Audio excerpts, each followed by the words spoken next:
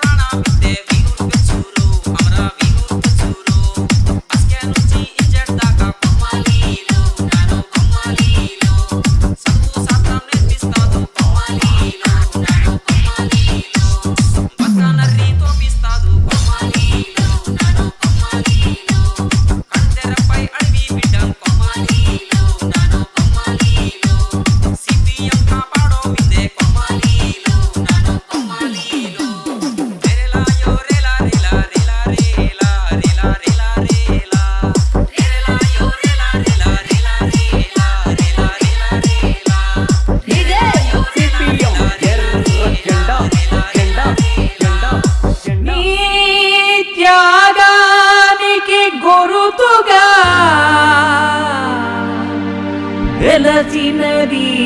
ఉద్యమ భవనం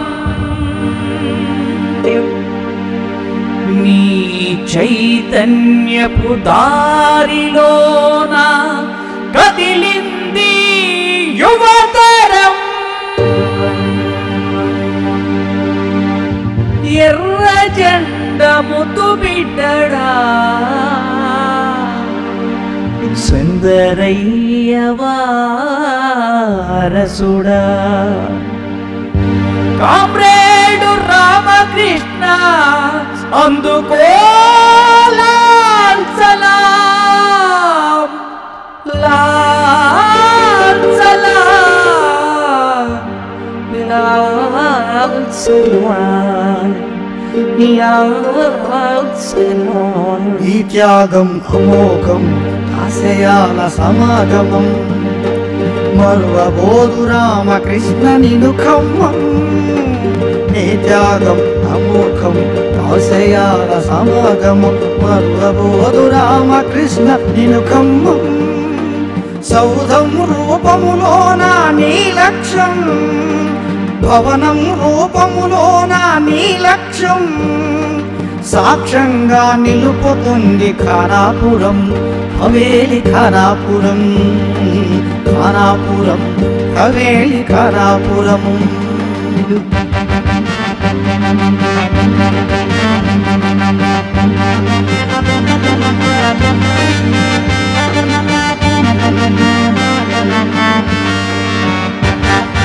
బ్రతికి ఉన్నన్ని నాళ్ళు నువ్వు బ్రతికి ఉన్నన్ని నాళ్ళు బాధ్యత గల కామ్రేడువు సవరత్వముతో కూడిన అసమానపు అమరత్వం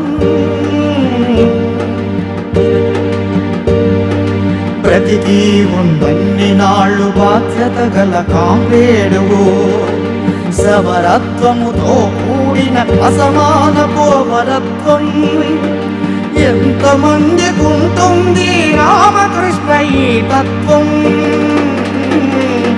ఎంతమందికి ఉంటుంది రామకృష్ణ ఈ తత్వం చిన్న వయసులో అప్పిన నిర్మాణపు పటుత్వం చిన్న వయసులో అప్పిన నిర్మాణపు పటుత్వం నీ త్యాగం అమోఘం ఆశయాల సమాగమం మరువబోదు రామకృష్ణ నిను ఖమ్మం మరువబోదు రామకృష్ణ నిను ఖమ్మం సౌధం రూపములోన నీ లక్ష్యం ఈ భవనం రూపములోన నీ లక్ష్యం సాక్ష్యంగా నిలుపుతుంది ఖానాపురం హవేలి ఖానాపురం ఖానాపురం హవేలి ఖానాపురం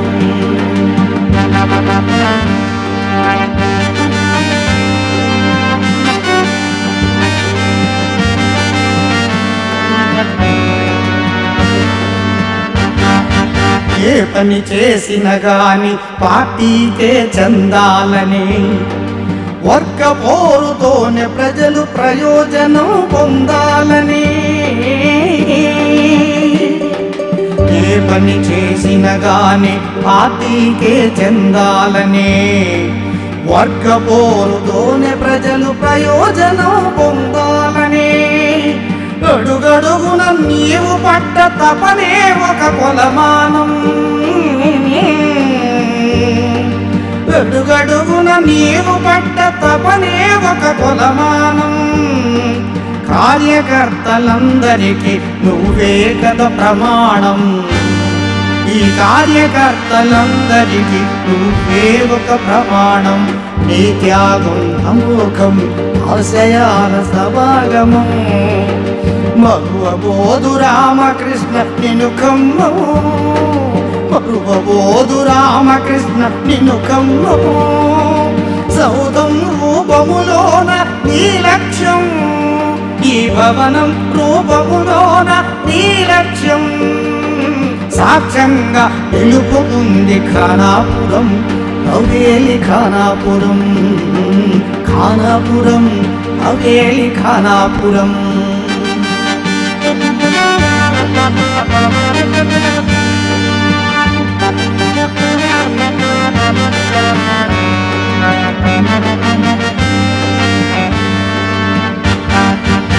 సువిశాలమైనట్టి సుందరయ్య మార్గములో తెలంగాణ సాయుధ పోరాటపు స్ఫూర్తితో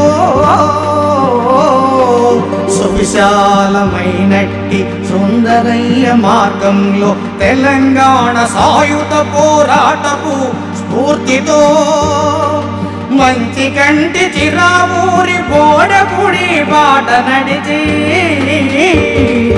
మంచి కంటి చిరావూరి బోడగుడి బాట నడిచి విద్యు పోరాటములో వీరుడవై నిలిచావు విద్యు పోరాటములో వీరుడవై నిలిచావు నీ త్యాగం అమోఘం ఆశయాల సమాగమం నీ త్యాగం అమోఘం ఆశయాల సమాగమం మరువబోదు రామకృష్ణ నిన్ను కమ్మం మరువబోదు రామకృష్ణ నిన్ను కమ్మం సౌధం రూపములోన నీ లక్ష్యం ఈ భవనము రూపములోన నీ లక్ష్యం సాక్ష్యంగా నిలుపుతుంది ఖానాపురం హవేలి ఖానాపురం ఖానాపురం హవేలి ఖానాపురం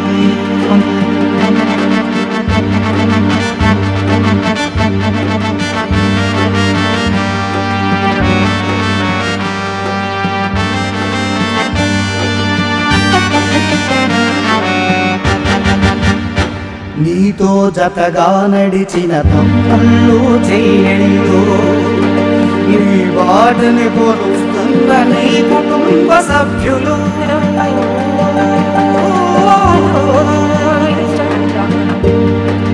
నీతో జతగా నడిచిన తమ్ముళ్ళు చెల్లెళ్ళు నీ బాటని కొలుస్తున్న నీ కుటుంబ సభ్యులు వచ్చినారు రామకృష్ణ వందనాలు చెప్పుటకై వచ్చినారు రామకృష్ణ వందనాలు చెప్పుటకై అందుకో జోహారులు అరుణారుణ భారతులు అందుకో జోహారులు అరుణారుణ భారతులు నీ త్యాగం అమోఘం ఆశయాల సమాగమం మరువబోదు రామకృష్ణ నిన్ను కమ్మం మరువబోదు రామకృష్ణ నిన్ను కమ్మం సౌధం రూపములోన నీ లక్ష్యం భవనం రూపములోన నీ లక్ష్యం సాక్ష్యంగా నిలుపుకుంది ఖానాపురం హవేలి ఖానాపురం ఖానాపురం హవేలి ఖానాపురం ఖానాపురం మన ఖానాపురం ఖానాపురం మనది ఖానాపురం హవేలి ఖానాపురం నీ త్యాగం అమోఘం ఆశయాల సమాగమం మరువబోదు రామకృష్ణ నిన్ను కమ్మం సౌధం రూపములోన నీ లక్ష్యం ఏ భవనం రూపములోన నీ లక్ష్యం సాక్ష్యంగా నిలుపుతుంది ఖానాపురం హవేలి ఖానాపురం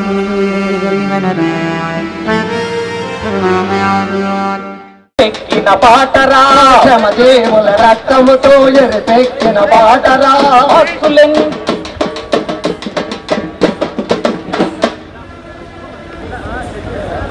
ఖానాపురం హవేలీలో మనం సత్తెనపల్లి రామకృష్ణ గారి భవన ప్రారంభానికి ఈరోజు ఈ సభ ఏర్పాటు చేసుకున్నాము. అలాగే మా ఆహ్వానాన్ని మన్నించి వర్షాన్ని కూడా లెక్క చేయకుండా ఇంత ప్రజానీకం వచ్చినందుకు మీ అందరికీ ఒకసారి రెడ్ సెల్యూట్.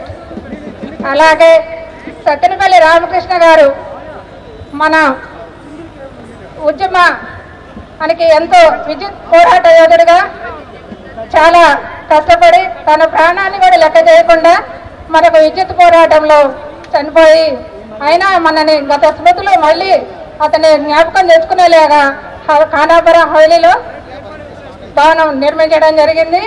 అలాగే అలాంటి మహనీయుని తల్లిదండ్రులకు మరొకసారి విప్లవ వందనాలు తెలియజేద్దాము. దొంగల తిరుపతిరావు గారు, ఖానాపురం హవేలీ కార్యదర్శి గారు వేదికను అలంకరించవలసిందిగా కోరుచున్నాము.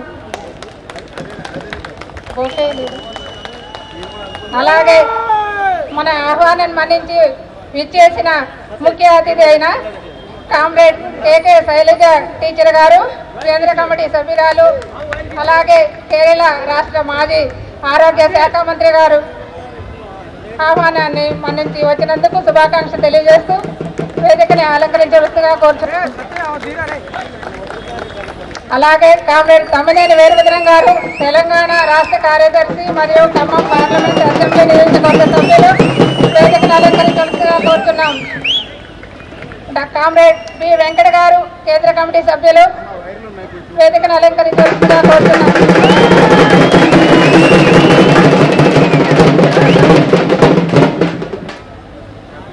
వెంకట గారు, కామ్రేడ్ ఎం సాయిబాబు గారు, CI2 కేంద్ర నాయకులు వేదికను అలంకరించవలసిందిగా కోరుచున్నాం.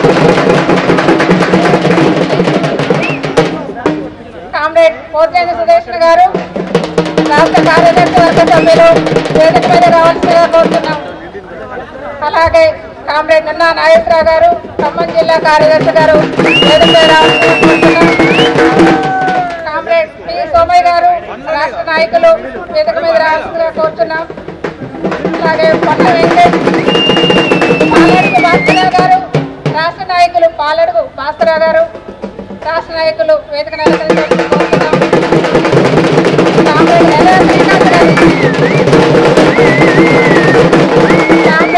శ్రీకాంత్ గారు, రాష్ట్ర కమిటీ సభ్యులు వేదికను అలంకరించాల్సిందిగా కోరుతున్నాం. కామ్రేడ్ పొన్న వెంకటేశ్వరరావు గారు, రాష్ట్ర కమిటీ సభ్యులు వేదిక మీద రావాల్సిందిగా కోరుతున్నాం. కామ్రేడ్ మాచర్ల భారతి గారు, రాష్ట్ర కమిటీ సభ్యురాలు వేదికను అలంకరించాల్సిందిగా కోరుతున్నాం. కామ్రేడ్ బొగ్గవీటి సరళ గారు, ఖానాపురం హవేలీ మాజీ సర్పంచ్ గారు వేదికను అలంకరించవలసిందిగా కోరుతున్నాం. అలాగే శ్రీమతి సరుపుడి రమాదేవి గారు, స్థానిక కార్పొరేటర్ వేదికను అలంకరించవలసిందిగా కోరుతున్నాం. సరుపుడి సరిత గారు, రమాదేవి గారు, కళ్యాణ వెంకటేశ్వరరావు గారు, జిల్లా కార్యదర్శి వర్గ సభ్యులు వేదికను అలంకరించవలసిందిగా కోరుతున్నాం. తర్వాత వై విక్రమ్ గారు, జిల్లా కార్యదర్శి వర్గ సభ్యులు వేదిక మీద రావాల్సిందిగా కోరుతున్నాం. కామ్రేడ్ భూక్య వీరభద్రం గారు, జిల్లా కార్యదర్శి వర్గ సభ్యులు వేదిక మీద రావాల్సిందిగా కోరుతున్నాం. బొంతు రాంబాబు గారు, జిల్లా కార్యదర్శి వర్గ సభ్యులు వేదిక మీద రావాల్సిందిగా కోరుతున్నాం.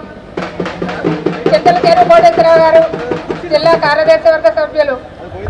కామ్రేడ్ ఎం సుబ్బారావు గారు, సీనియర్ నాయకులు వేదిక మీద రావాల్సిందిగా కోరుతున్నాం. కామ్రేడ్ టి నాగరాజు, SFI రాష్ట్ర కార్యదర్శి వేదిక మీద రావాల్సిందిగా కోరుతున్నాము. ఐవి రమణారావు గారు, ప్రముఖ విద్యావేత్త వేదిక మీద రావాల్సిందిగా కోరుతున్నాము. అలాగే సత్తెనపల్లి రామకృష్ణ గారు సతీమణి మంగా గారు వేదికని అలంకరించేలా కోరుతున్నాము. సత్తెనపల్లి మంగా గారు ఈ సమావేశానికి ఇచ్చేసి ఆహ్వానం మన్నించిన అందరికీ మరొకసారి నా శుభాకాంక్షలు తెలియజేస్తున్నాను. అలాగే ఈ సమావేశాన్ని అధ్యక్షులు గారు కామ్రేడ్ దొంగల తిరుపతిరావు గారు కొనసాగించాల్సిందిగా కోరుచున్నాం. మై డియర్ కామ్రేడ్స్, అట్లాగే సోదరులారా, ఇది నేను చాలా ఒక గొప్ప అవకాశంగా భావిస్తా ఉన్నాను. ఎందుకంటే వీరోచిత తెలంగాణ సాయుధ పోరాటం జరిగిన గడ్డ పైన ఈ CPIM పార్టీ నాయకత్వం వహిస్తున్నటువంటి ఈ గడ్డ మీదకు వచ్చి ఈరోజు పాల్గొనే అవకాశం దొరికినందుకు సంతోషంగా ఫీల్ అవుతున్నాను. Today is important for two things.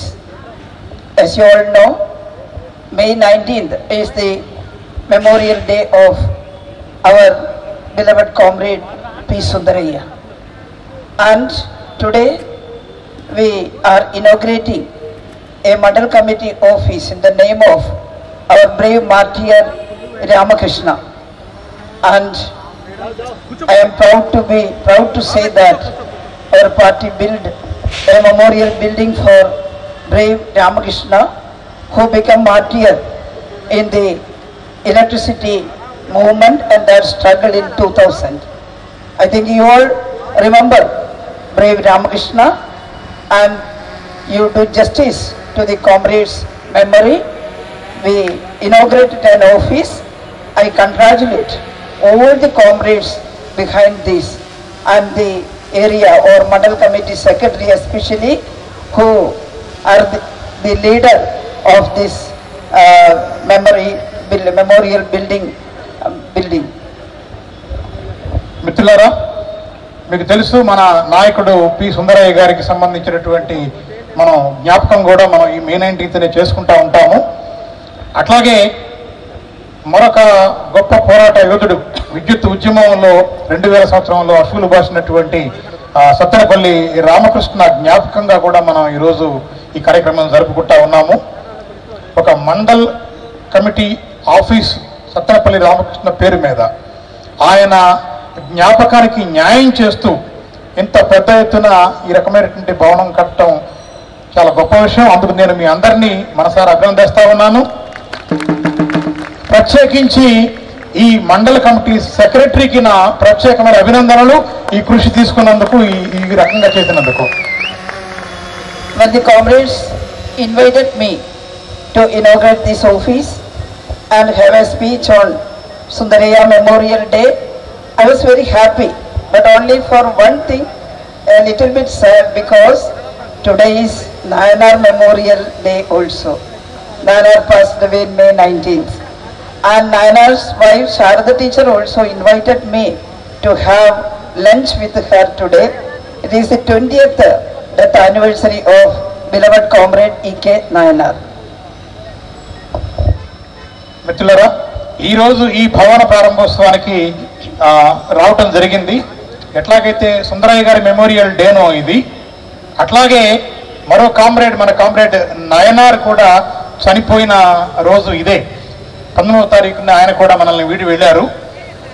Sharada teacher యాక్చువల్గా ఈ రోజున నన్ను ఆవిడ మధ్యాహ్న భోజనానికి రమ్మని కూడా పిలిచారు. ఈ 20 ఏళ్ళు అవుతుంది నయనార్ మనల్ని వదిలిపెట్టి వెళ్ళిపోయి. As you all know, Comrade Sundaraya, Basavapannaya, E.K. Nayanar, P. Krishna Pillai, all are veteran communist leaders who fought hard to get independence, and also they fought against the feudal system was prevailing here in India in 1930s and 40s. Comrades, Sundarayya గారు, బసవపున్నయ్య గారు, నయనార్ గారు, పిళ్ళయ్య గారు లాంటి గొప్ప వ్యక్తులు 1930 నుంచి 50ల ప్రాంతాలలో భారత స్వతంత్రం కోసం పోరాటం చేశారు.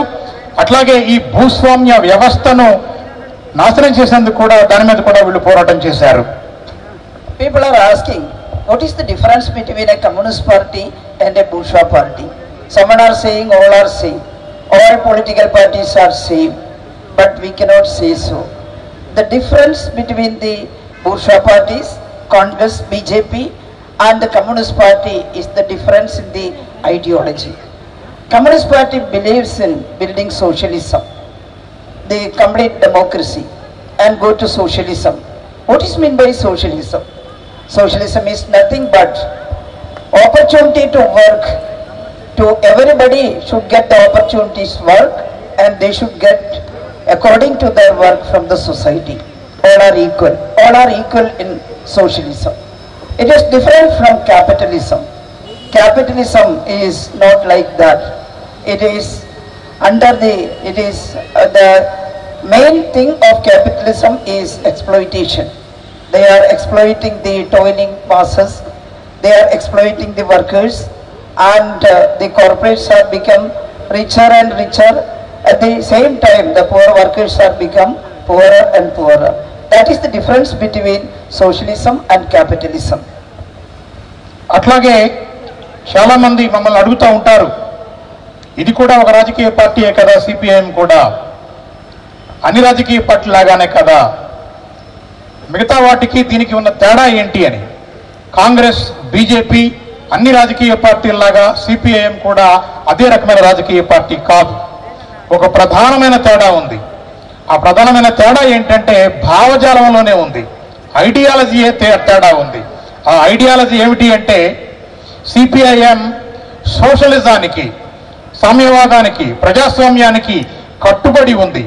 అట్లాగే ప్రతి ఒక్కరికి పనిచేసే అవకాశం రావాలని, ప్రతి ఒక్కరికి వారి అవసరాలకు తగ్గట్టుగా ఈ సమాజం అవసరాలను తీర్చాలని నమ్ముతుంది. కానీ కాంగ్రెస్, బీజేపీలు నమ్ముకున్న వ్యవస్థ ఏమిటి అంటే పెట్టుబడిదారీ వ్యవస్థ. ఈ పెట్టుబడిదారీ వ్యవస్థ పూర్తిగా శ్రామికులను దోపిడీ చేయడం మీద, కష్టపడి పనిచేసే వారిని పిప్పి చేయడం మీద ఆధారపడి ఉన్నటువంటి వ్యవస్థ. అందుమూలంగానే పెట్టుబడిదారీ వ్యవస్థలో ధనికులు మరింత ధనికులు అవుతున్నారు, పేదలు మరింత పేదలవుతున్నారు. Communist Party, communists want to change the society. What is the mode of the society now? And we should examine history also. We are believing in the ideology put forward by Karl Marx and Engels. There are several questions about the misery of the poor people in the universe, in the earth. And someone said, it is the curse of God. Someone have nothing to eat. Most large number of people have nothing to eat. They cannot study. They are not able to get education. They cannot stand straight. They are poor. They are untouchable, and they are suffering a lot. And the question arises: why someone are living in luxury and someone are suffering a lot? The religious people, they told that it is the curse of God. Because of your works or because of your destiny, you are suffering like this. But in 1940s, Karl Marx and Engels said, they studied the society well, and they said the misery is, the sufferings are because the society is divided into classes. The class division is the main cause, main reason for the suffering of the poor people. Someone are exploiting the people and someone were suffering the exploitation. The exploiting class and the people who are undergoing or suffering the exploitation. That is the class division in the society, rich and poor. Because of that division, the vast number of people are suffering. That is the explanation of Karl Marx and Engels about the society. It is simple. All the poor people can understand this thing. In 1948, Marx and Engels, they are youth at that time. I think Marx is at the age of 30 and Engels 28. And they wrote this communist manifesto, the manifesto for the working class, for the workers. And they said that we should have to change the society. All the historians only interpreted the society, explained the thing, but that we have to change it. We have to clearly said that equality should be in the place of this division, and they want to change the society. And in Communist Manifesto, in the last page, Marx and Engels wrote like this: workers of all the universe, all the countries, please unite. You have nothing to lose but change. You should have to get a new society, new world, new heaven. Communist party ఈ సమాజాన్ని మార్చాలి అని నమ్ముతుంది. మనం ఒక్కసారి చరిత్రలోకి వెళ్ళి ఈ కారణాలను పరిశీలించినట్లయితే, అలనాడు కార్ల్ మార్క్స్, ఎంగెల్స్ ప్రజలు అనుభవిస్తున్నటువంటి ఈ దుర్భర కష్టాలకు, దారిద్ర్యానికి వారు ఒక రకంగా చెప్పాలి అంటే కారణాలు ఏమిటి అని పరిశీలించారు. సమాజంలో కొంతమంది స్వర్గ సుఖాలలో తేలి ఆడుతున్నారు, మరికొంతమంది విద్య లేకుండా, కనీసం ప్రాపర్గా నించునే పరిస్థితి లేకుండా అంటరానితనంతో అనేక రకాల బాధలు పడుతూ ఉన్నారు. ఎక్కువ మంది ప్రజలు ఇలా ఉంటే కొద్దిమంది సుఖాలలో తేలియాడటం ఏమిటి, ఇది ఇలా ఎందుకు జరుగుతుంది అనే ప్రశ్నని వాళ్ళు వేసుకున్నారు. చాలామంది మత పెద్దలు ఇదంతా భగవంతుని అనుగ్రహం పేరకే జరుగుతుందని, ఇది మన విధి, మన కర్మ, ఇది అలా జరుగుతూనే ఉంటుందని మాట్లాడారు. కానీ కార్ల్ మార్క్స్ అండ్ ఎంగెల్స్లు ఈ సమాజంలో ఈ రకమైనటువంటి స్థితి ఉండటానికి కారణాలేంటో వారు విశ్లేషించారు.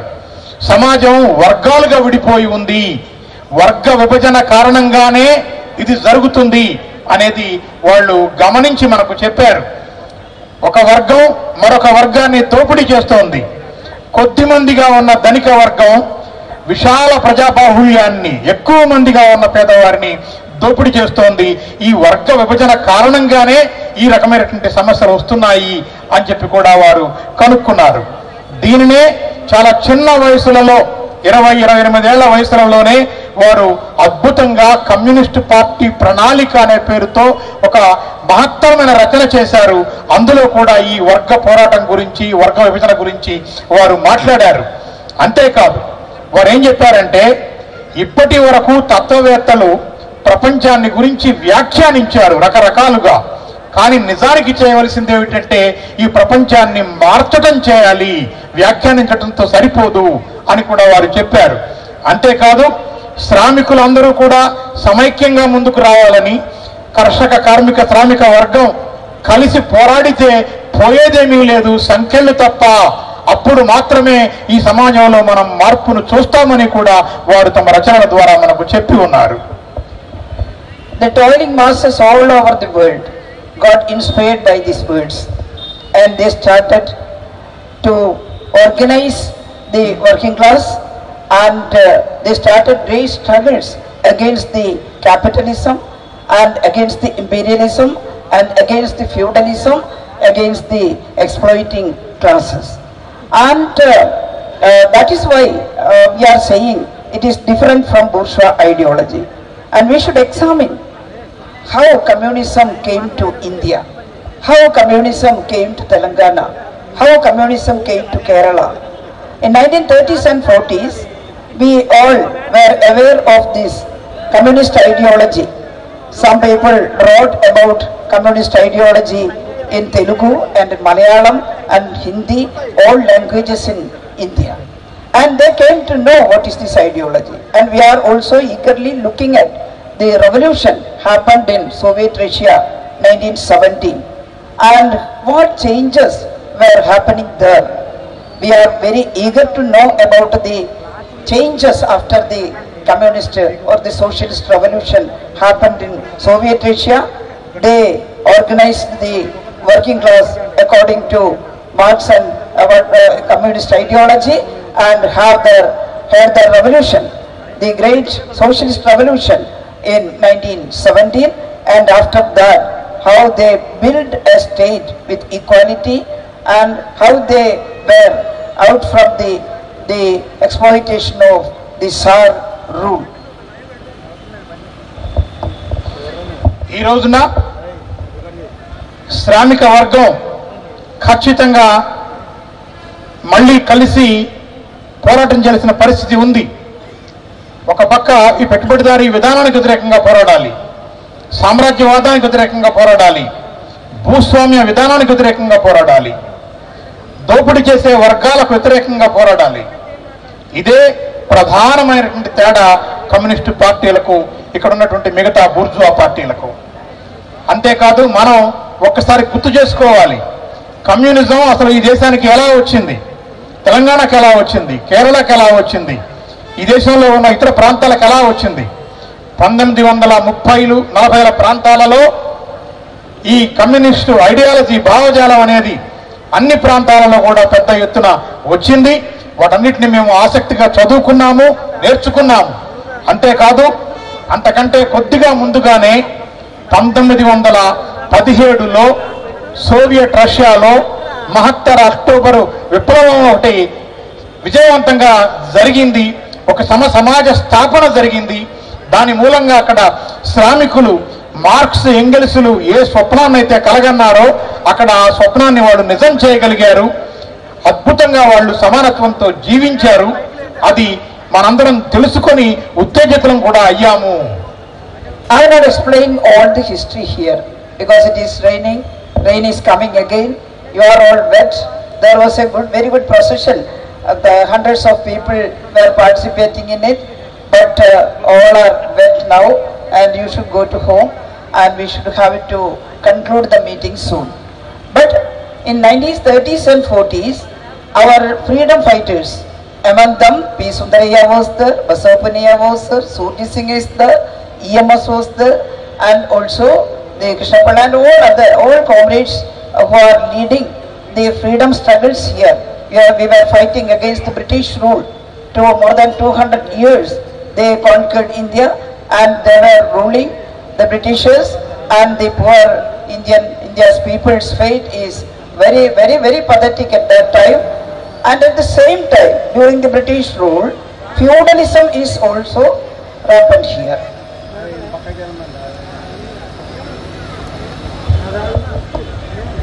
మిత్రులారా, నాకు తెలుసు ఒక పక్క వర్షం పడుతోంది, పైగా వందల మంది చాలా గొప్పగా ఊరేగింపు చేసుకుంటూ ఈ ఆఫీస్కు వచ్చి ఉన్నారు. మీరందరూ తిరిగి ఇంటికి వెళ్ళే సమయం ఆసన్నమైంది. నేను సుదీర్ఘమైన ఉపన్యాసం ఇవ్వటం సరైనది కాదు, కానీ ఒక విషయం జ్ఞాపకం చేసుకోవాలి. 1930లు 40ల ప్రాంతాలలో ఇంతకుముందు నేను చెప్పినట్లుగా కామ్రేడ్ సుందరయ్య, బసవపున్నయ్య, సుర్జిత్ సింగ్, ఈఎంఎస్ నమూద్రిపాద్, అట్లాగే కృష్ణపిల్లై, వీళ్ళందరూ కూడా ఈ దేశ సామ్రాజ్య స్వతంత్రం కోసం కూడా పోరాడారు. అప్పటికే 200 ఏళ్లుగా పాతుకుపోయిన బ్రిటిష్ సామ్రాజ్యాన్ని కూలద్రోసి స్వాతంత్రం సంపాదించుకోవాలని వాళ్ళు పోరాటం చేస్తున్నారు. అంతేకాదు, దానితో పాటుగా ఈ ప్రాంతాలలో బలంగా పాతుకుపోయిన ఒక భూస్వామ్యవాదం కూడా ఇక్కడ ఉంది. దానికి కూడా వ్యతిరేకంగా వాళ్ళు పోరాటం చేయవలసి వచ్చింది. Comrade P. Sundaraya joined freedom struggle even when he was a student. He joined in the non-corporation movement declared by Mahatma Gandhi. Comrade Sundarayya విద్యార్థి దశ నుంచే స్వాతంత్ర పోరాటంలో పాల్గొన్నారు. ఆ రోజున మహాత్మా గాంధీ ఇచ్చిన పిలుపు మేరకు సహాయ నిరాకరణ ఉద్యమంలో కూడా ఆయన పాల్గొన్నాడు. Same time in Kerala, E.M. Shankaran Namboodiripad, EMS, and P. Krishnapalla and all comrades AKG, they were also joined in non-corporation movement and the freedom struggle. Later, when inspired by the socialist ideology, these comrades started to organize Congress Socialist Party inside the International Congress. అట్లాగే సుందరయ్య గారి లాగానే కేరళలో కూడా EMS నమూద్రిపాద్, కృష్ణపిల్లై మొదలగు వారంతా కూడా గాంధీ ఇచ్చిన పిలుపు మేరకు ఆ సహాయ నిరాకరణ ఉద్యమంలోనే పాల్గొన్నారు. కానీ క్రమేణా వారు సోషలిస్టు భావజాలం వైపు ఆకర్షితులయ్యారు. అందువల్లే వారు కాంగ్రెస్ పార్టీలో ఉంటూనే కాంగ్రెస్ సోషలిస్టు పార్టీ ఒక సెక్షన్గా వారు ఈ సోషలిజం భావాల గురించి వ్యాప్తి చేయటం, మాట్లాడటం మొదలుపెట్టారు. For joining the non-corporation movement and the freedom struggle, the British police arrested them. They arrested Comrade Sundaraya and sent to the Boston School in Rajamundry jail. అప్పుడే కామ్రేడ్ సుందరయ్యని బ్రిటిష్ ప్రభుత్వం అరెస్టు చేసింది, రాజమండ్రిలో ఉన్నటువంటి బోస్టన్ జైలుకు కూడా పంపించింది. And coming back, when he is released from the jail, he was very much inspired by the communist leaders who were also in the jail, and he got in touch with the veteran leaders in the jail, and also when he was released, he began to organize the poor agricultural workers and peasants, poor peasants in the village side. Comrade సుందరయ్యకు జైల్లోనే ఆనాటి పేరొందినటువంటి communist నాయకులతో కూడా పరిచయాలు ఏర్పడ్డాయి. జైలులోకి వెళ్ళిన తర్వాత ఆయనకి కమ్యూనిస్టు సాహిత్యము, సోషలిస్టు భావాలు పెరిగినాయి. అందువల్లే బయటికి వచ్చిన తర్వాత ఆయన వ్యవసాయ కార్మికుల గురించి ఆలోచించి వారి కోసమై పోరాటాలు చేశారు. అలాగే రైతాంగ పోరాటాలు కూడా ఆయన నిర్మించారు. When they know more about Communist Party, they decided to have Communist Party in India. Not only that time, some people go to Soviet Union directly. In 1920, when they reached there, they saw what is happening, what inspiring things are happening there in Soviet Russia. Under the leadership of Communist Party, they were helping the agricultural workers and peasants to produce more crops, and they are distributing these food grains to all the people, and they are able to get rid of the poverty in Soviet Russia, and they are opening new schools. Each and every children get the opportunity to study in the school, and that progressive thing attracted these people. And in Soviet Russia's Tashkent, they organized a Communist Party for India and called it Communist Party of India, CPI. అట్లాగే ఆ రోజుల్లోనే ఇక్కడ communist party ఒకటి ఏర్పాటు చేయాలి అనేటువంటి తలంపుకు వచ్చారు 1920 ప్రాంతాల్లోనే. అట్లాగే వాళ్ళు అప్పుడే విప్లవాన్ని పూర్తి చేసుకొని తిరిగి సమాజాన్ని నిర్మిస్తున్న క్రమంలో ఉన్న సోవియట్ రష్యా కూడా ఒక బృందం అధ్యయనం కోసం వెళ్ళింది. అక్కడ వ్యవసాయ కార్మికులు ఎట్లా అద్భుతంగా పనిచేస్తూ ఉన్నారు, ధాన్యాన్ని ఎట్లా ప్రొడ్యూస్ చేస్తూ ఉన్నారు, ఆహార ధాన్యాలను ఎట్లా సమంగా పంచుకుంటూ ఉన్నారు, పేదరికాన్ని ఎలా తొలగించుకున్నారు, అనేక రకంగా కొత్త పాఠశాలలు ఎలా ప్రారంభించారు, ప్రతి పిల్లవాడికి చదువుకునే అవకాశం ఎలా దొరుకుతుంది, ఇవన్నీ కూడా గమనించి అక్కడ ఉన్నటువంటి ఆ ప్రగతిశీలకమైన విధానాలను చూసి ఆకర్షితులయ్యారు. అక్కడే కమ్యూనిస్ట్ పార్టీ ఆఫ్ ఇండియా ఆవిర్భావం కూడా అక్కడే జరిగింది. When they come back, the Britishers didn't allow them to organize Communist Party here. They charged several conspiracy cases against their comrades and sent them to jail and punished them. But they didn't go back. They propagated the communist ideology here, and that come to Telangana, Kerala, and these people inside Congress Party, within the Congress Party, they decided not only Congress Socialist Party, but we have to organize Communist Party separately. అంతేకాదు వారు తిరిగి వచ్చిన తర్వాత వారిని ఇక్కడ స్వేచ్ఛగా British ప్రభుత్వం పనిచేయనివ్వలేదు. అనేక కుట్ర కేసులు బనాయించి వారిని జైలుల్లో పెట్టింది, అణిచివేయాలని చూసింది. అయినప్పటికీ ఆనాడున్నటువంటి ఆ నాయక బృందం ఏమాత్రం కూడా వెనుదీయకుండా ఆ కమ్యూనిస్టు ఐడియాలజీని నమ్ముకొని దానికోసమే పనిచేశారు.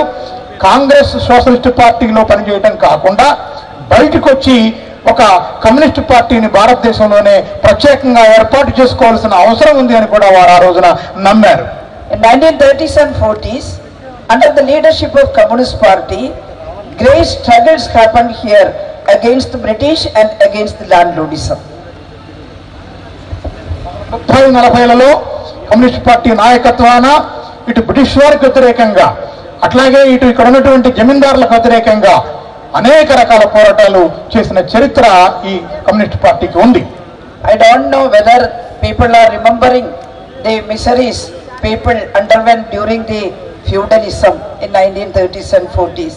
They cannot stand straight, the poor people. They cannot wear dresses. In Kerala, the poor women cannot wear upper dresses. They cannot cover the upper body. And there are some customs according to feudal customs, you know. There is a custom in Kerala that if a poor peasant girl get married, she cannot directly go to her husband's house. The day before the marriage, she have to go to the landlord's house and stay with him. The virginity breaking, that is the right of a landlord, they are saying so. There are so much, this type of customs are there, and the poor people are obeying without saying any word, they are suffering that. అంతేకాదు మనం మీ అందరికీ గుర్తుండే ఉంటుంది, బహుశా గుర్తు చేసుకోవచ్చు కూడా, 1930ల ప్రాంతాలలో ఫ్యూడలిజం అంటే భూస్వామ్య విధానాలు ఎంత బలంగా ఆ రోజున సమాజంలో ఉండేయో మీకు తెలుసు. ముఖ్యంగా అనేక రకాలుగా పేదవాళ్ళను అణిచివేసేవారు. సరిగ్గా దుస్తులు వేసుకునేటువంటి హక్కు కూడా వారికి లేకుండా ఉండేది. కేరళలోనైతే ప్రత్యేకించి స్త్రీలకు కూడా ఒక కష్టం, ఒక సంప్రదాయం ఏముండేది అంటే ఎదపై భాగాన్ని కూడా వారు కప్పుకునే అవకాశం లేకుండా బలవంతంగా వారి చేత అట్లా నగ్నంగా ఉంచిన పరిస్థితి ఉంది. వీటన్నిటికి వ్యతిరేకంగా ఆ రోజున మనం పోరాటం చేయవలసి వచ్చింది. అంతేకాదు కేరళలో మీకు ఒక సంప్రదాయం గురించి చెప్తా నేను. ఆ సంప్రదాయం ఏమిటి అంటే ఆడపిల్లను పెళ్లి చేసిన తర్వాత ఆమె నేరుగా భర్త దగ్గరికి వెళ్ళలేదు.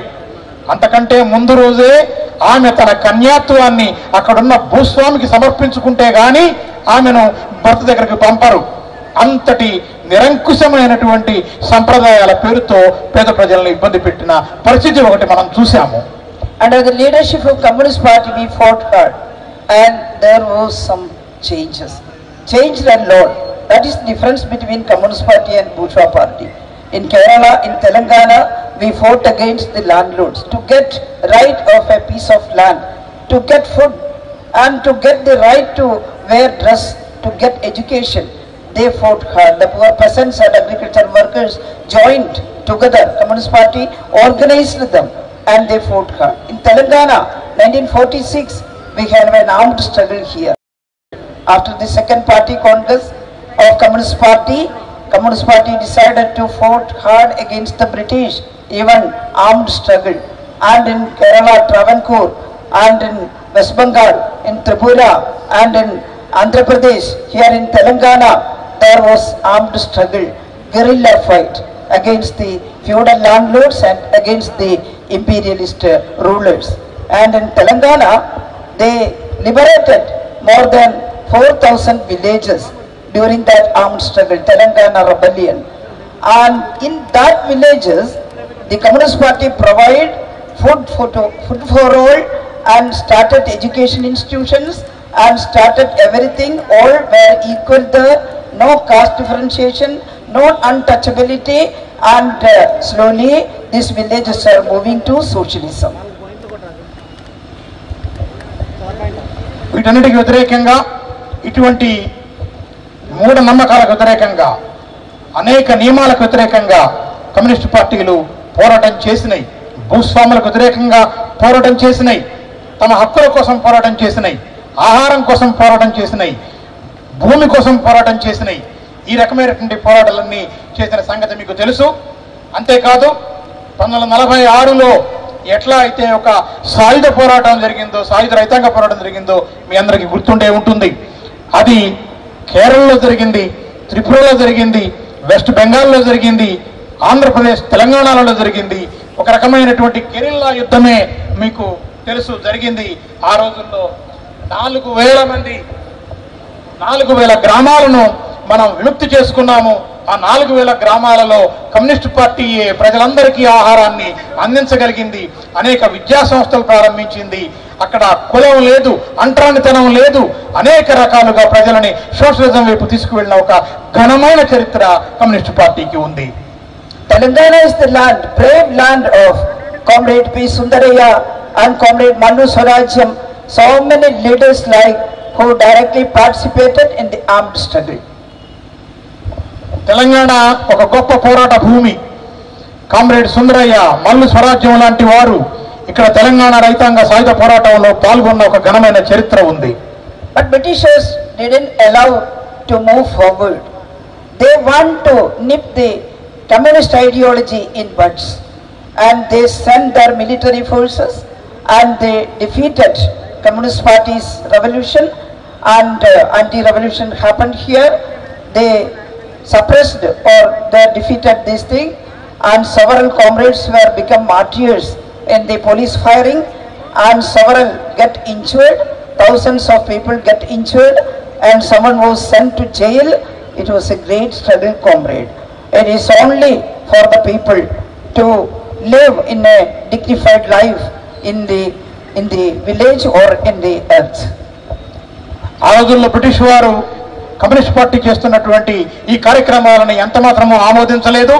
వారు తమ సైనిక శక్తిని ఉపయోగించి ఈ విప్లవాన్ని అణిచివేయటం కోసం శతవిధాల ప్రయత్నం చేశారు. ఈ ప్రయత్నంలో అనేక మంది అమరులయ్యారు, కొంతమంది గాయపడ్డారు, కొంతమంది అనేక రకాలుగా నష్టపోయారు. అయినప్పటికీ కూడా ఆ కమ్యూనిస్ట్ పార్టీ ప్రజల కోసమే ఈ పోరాటాలన్నింటినీ నిర్వహించింది అన్న సంగతి మీరు జ్ఞాపకం పెట్టుకోవాలి. 1947 we got independence.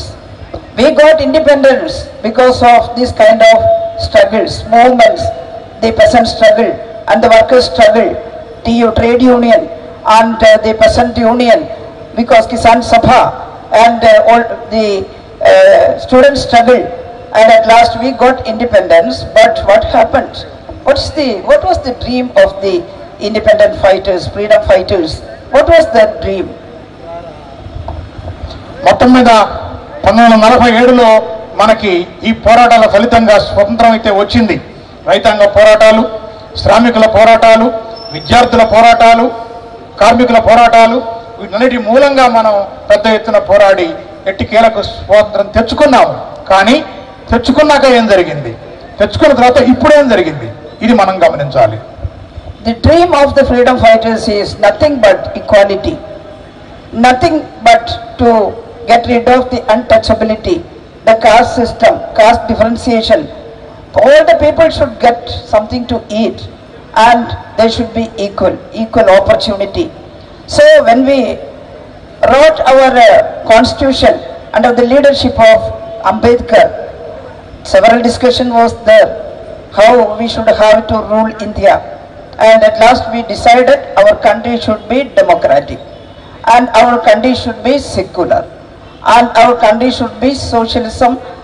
Our dream should be to move to socialism. So in the preamble of our constitution we had written like that our India should be and India will be a democratic, secular, socialist, sovereign republic.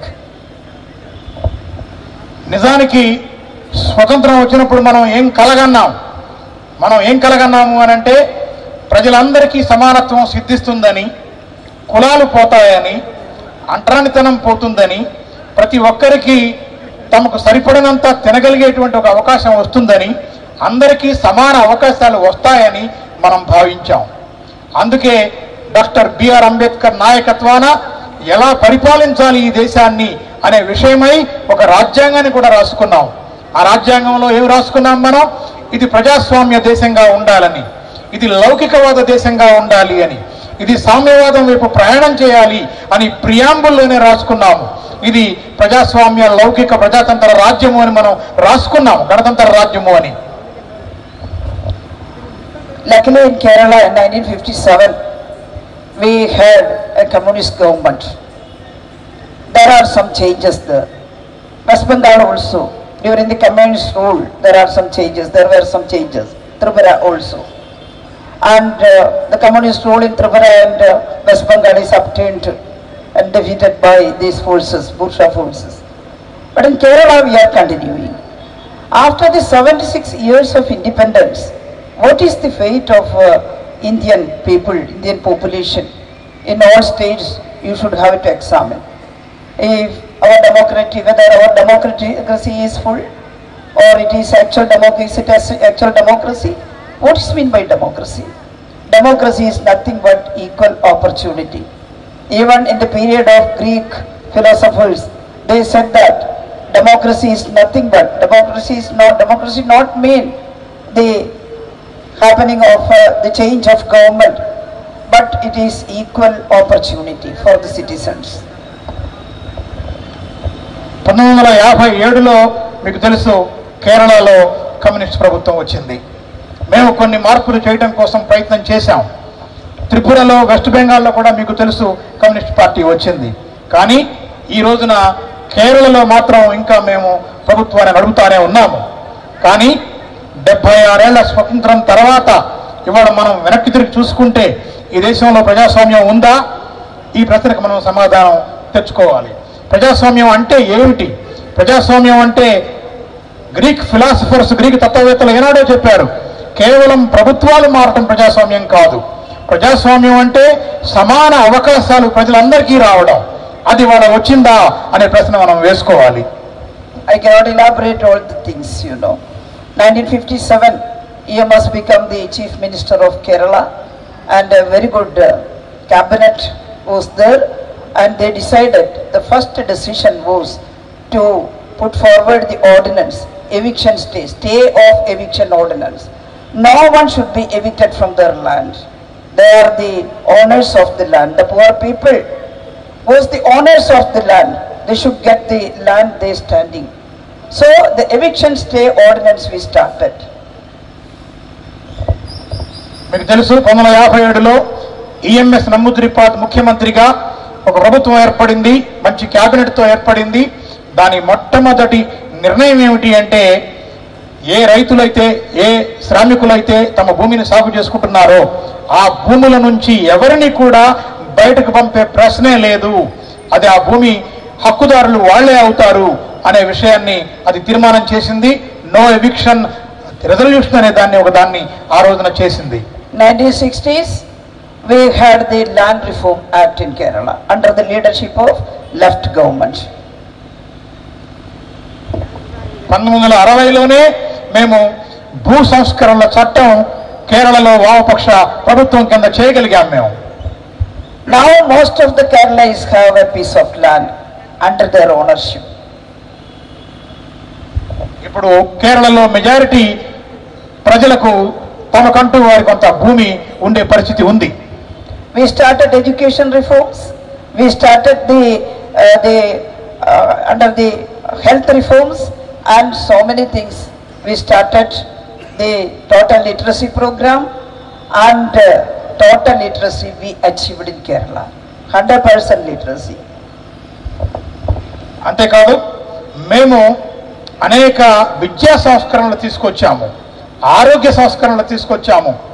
సంపూర్ణ అక్షరాస్యతను సాధించిన మొదటి రాష్ట్రంగా ఈ దేశంలో కేరళను నిలబెట్టగలిగాము అనేది కూడా నేను మీకు ఈ సందర్భంగా చెప్పదలుచుకున్నాను. No other parties, no other Bhutapusha parties, but Communist Party is responsible for this change in Kerala.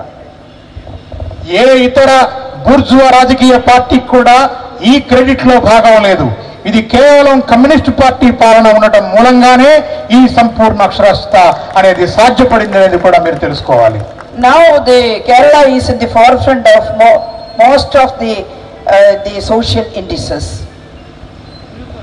అనేక సమాజ అభివృద్ధి సూచికలలో ఇవాళ కేరళ అనేక విషయాలలో అగ్రభాగాన ఉంది అనేది కూడా మనం గ్రహించాలి. In India, in the social development indices, Kerala is in first place.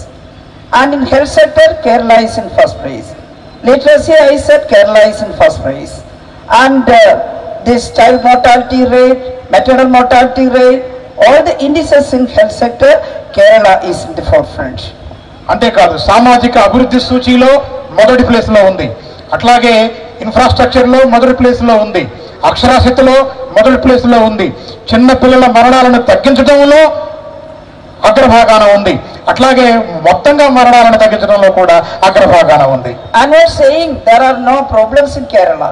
We are facing the contemporary issues and we are organizing something, or we are putting forward some projects to get rid of that things also. అంత మాత్రాన కేరళలో ఇప్పుడు సమస్యలేవి లేవు అని నేను మాట్లాడటం లేదు. అనేక ప్రస్తుతం మమ్మల్ని పీడించే అంశాలు కూడా ఉన్నాయి అక్కడ. వాటిని కూడా ఎదుర్కొనేందుకు, వాటిని కూడా తొలగించుకునేందుకు మేము అనేక ప్రాజెక్టులకు రూపకల్పన చేసి ఆ దిశగా మేము ముందుకు సాగుతున్నాము.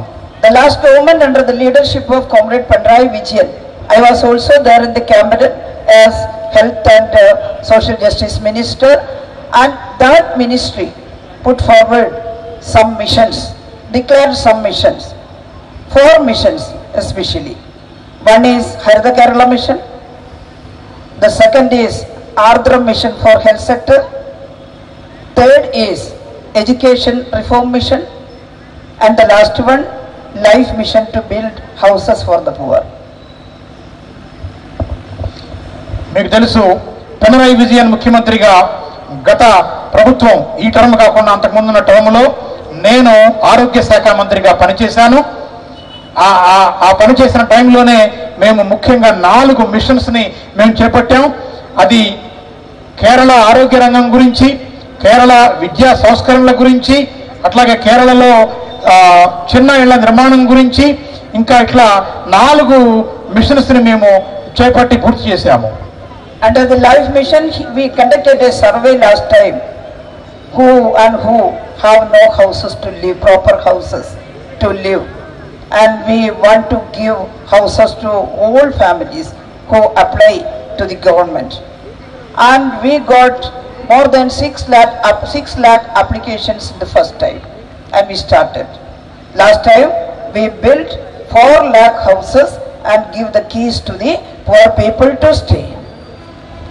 మేము ఒక సర్వే చేశాము, ఎవరెవరికి నివసించడానికి ఇళ్ళు లేవు కేరళలో అని నివసించినప్పుడు మేము ఆ ఇళ్ళు కట్టిద్దాము అనే ఉద్దేశంతో అప్లికేషన్లని ఆహ్వానిస్తే సుమారు 6 లక్షల అప్లికేషన్లను మేము తీసుకున్నాము. 6 లక్షల అప్లికేషన్లలో మేము 4 లక్షల ఇళ్లను పూర్తి చేసి పేద ప్రజలకు పంచిపెట్టడం జరిగింది. Again, some poor people complained that they didn't get the opportunity to apply. And we again start to select these families, and again we get more than 4 lakh applications, and we are continuing this program, Life Mission, but our opposition party there is not helping us. I can't say, but they are opposing this kind of these reforms in Kerala. I'm sorry to say that in Telangana, but I can't say they are opposing these things, but we are moving forward. The second Pinarayi government also is moving forward with this Life Mission. There are some financial problems created by central government, but we are moving forward. అంతేకాదు ఎప్పుడైతే మేము ఈ ఇల్లు పూర్తి చేసి ఇచ్చామో మరికొంతమంది పేద ప్రజలు మేము మొదటిసారి అప్లై చేసుకోలేకపోయాము, మాకు అవకాశం కావాలి అని అడిగారు. అడిగితే మళ్ళీ మేము అవకాశం ఇస్తే మరొక 4 లక్షల ఇళ్లకి అప్లికేషన్లు వచ్చాయి, మేము కలటం ప్రారంభించాము. కానీ దురదృష్టవశాత్తు అక్కడున్న ప్రతిపక్ష పార్టీలు దీని మీద చాలా నానాయాగి చేస్తూ ఉన్నాయి. ఎందుకో తెలియదు. నేను తెలంగాణలో ఇప్పుడు ఆ పార్టీల మీద మాట్లాడటం అంత మంచిగా ఉండదు, కానీ కేరళ ప్రభుత్వంపై అనేక రకాల ఆర్థిక ఆంక్షలను కూడా కేంద్ర ప్రభుత్వం ఎట్లా విధించిందో మీకు తెలుసు. Great reforms happened in education sector, you know.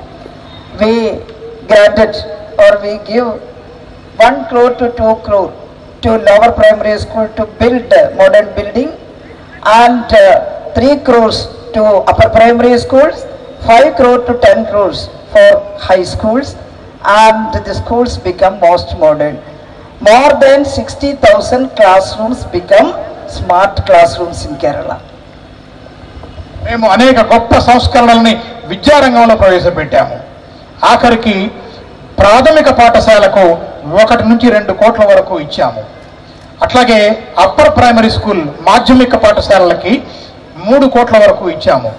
అదే ఉన్నత పాఠశాల అయితే 5 నుంచి 10 కోట్ల వరకు గ్రాంట్ చేశాము. దీని మూలంగా అత్యాధునిక వసతులతో ఉన్నటువంటి టెక్నాలజీ హంగులతో ఉన్నటువంటి 60,000 తరగతి గదులను నిర్మించిన చరిత్ర మా ప్రభుత్వానికి ఉంది. In health sector, you can't imagine what happened there last time. The first Pinarayi government, we started a mission called Ardram. I'm not explaining this, my speech is going long, and I have to conclude this within minutes. And we tried our best to change the hospital system. How we changed the primary government hospitals, PHCs, primary health center to family health center. Now you can see that very good garden in front of the primary health center and very good reception inside, that 5-star hotels reception, like reception inside, nurse station, and also the other things like the breastfeeding room and observation room, a very good laboratory in all primary health centers, and we extended the OP time, outpatient time, up to 6 p.m. in Kerala.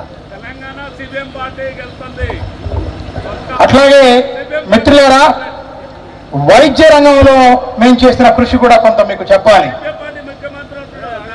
మనం ఈ primary government hospitals ఉంటాయి కదా, వాటిని మేము కుటుంబ ఆరోగ్య కేంద్రాలుగా మార్చివేశాము.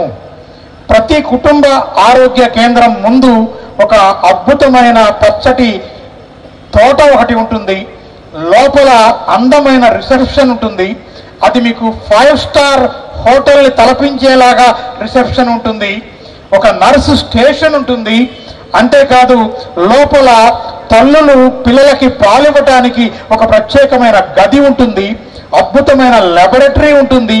అట్లాగే ఓపీ టైం, పేషెంట్స్ వచ్చి చూపించుకుని వెళ్ళే టైంని సాయంకాలం 6 గంటల దాకా పెంచిన చరిత్ర కూడా మా పార్టీకి ప్రభుత్వానికి ఉంది. Our Chief Minister, Comrade Pinarayi Vijayan, declared government hospitals should be patient friendly and most modern. So we changed the secondary and tertiary level hospitals also. Medical college we supplied or we granted 700 crores of rupees.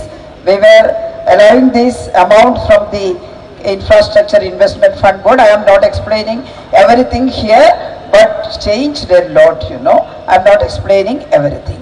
And one more thing I want to point out, that when I took charge as a health minister 2016, the child mortality rate in Kerala was 12 out of 1,000 live births.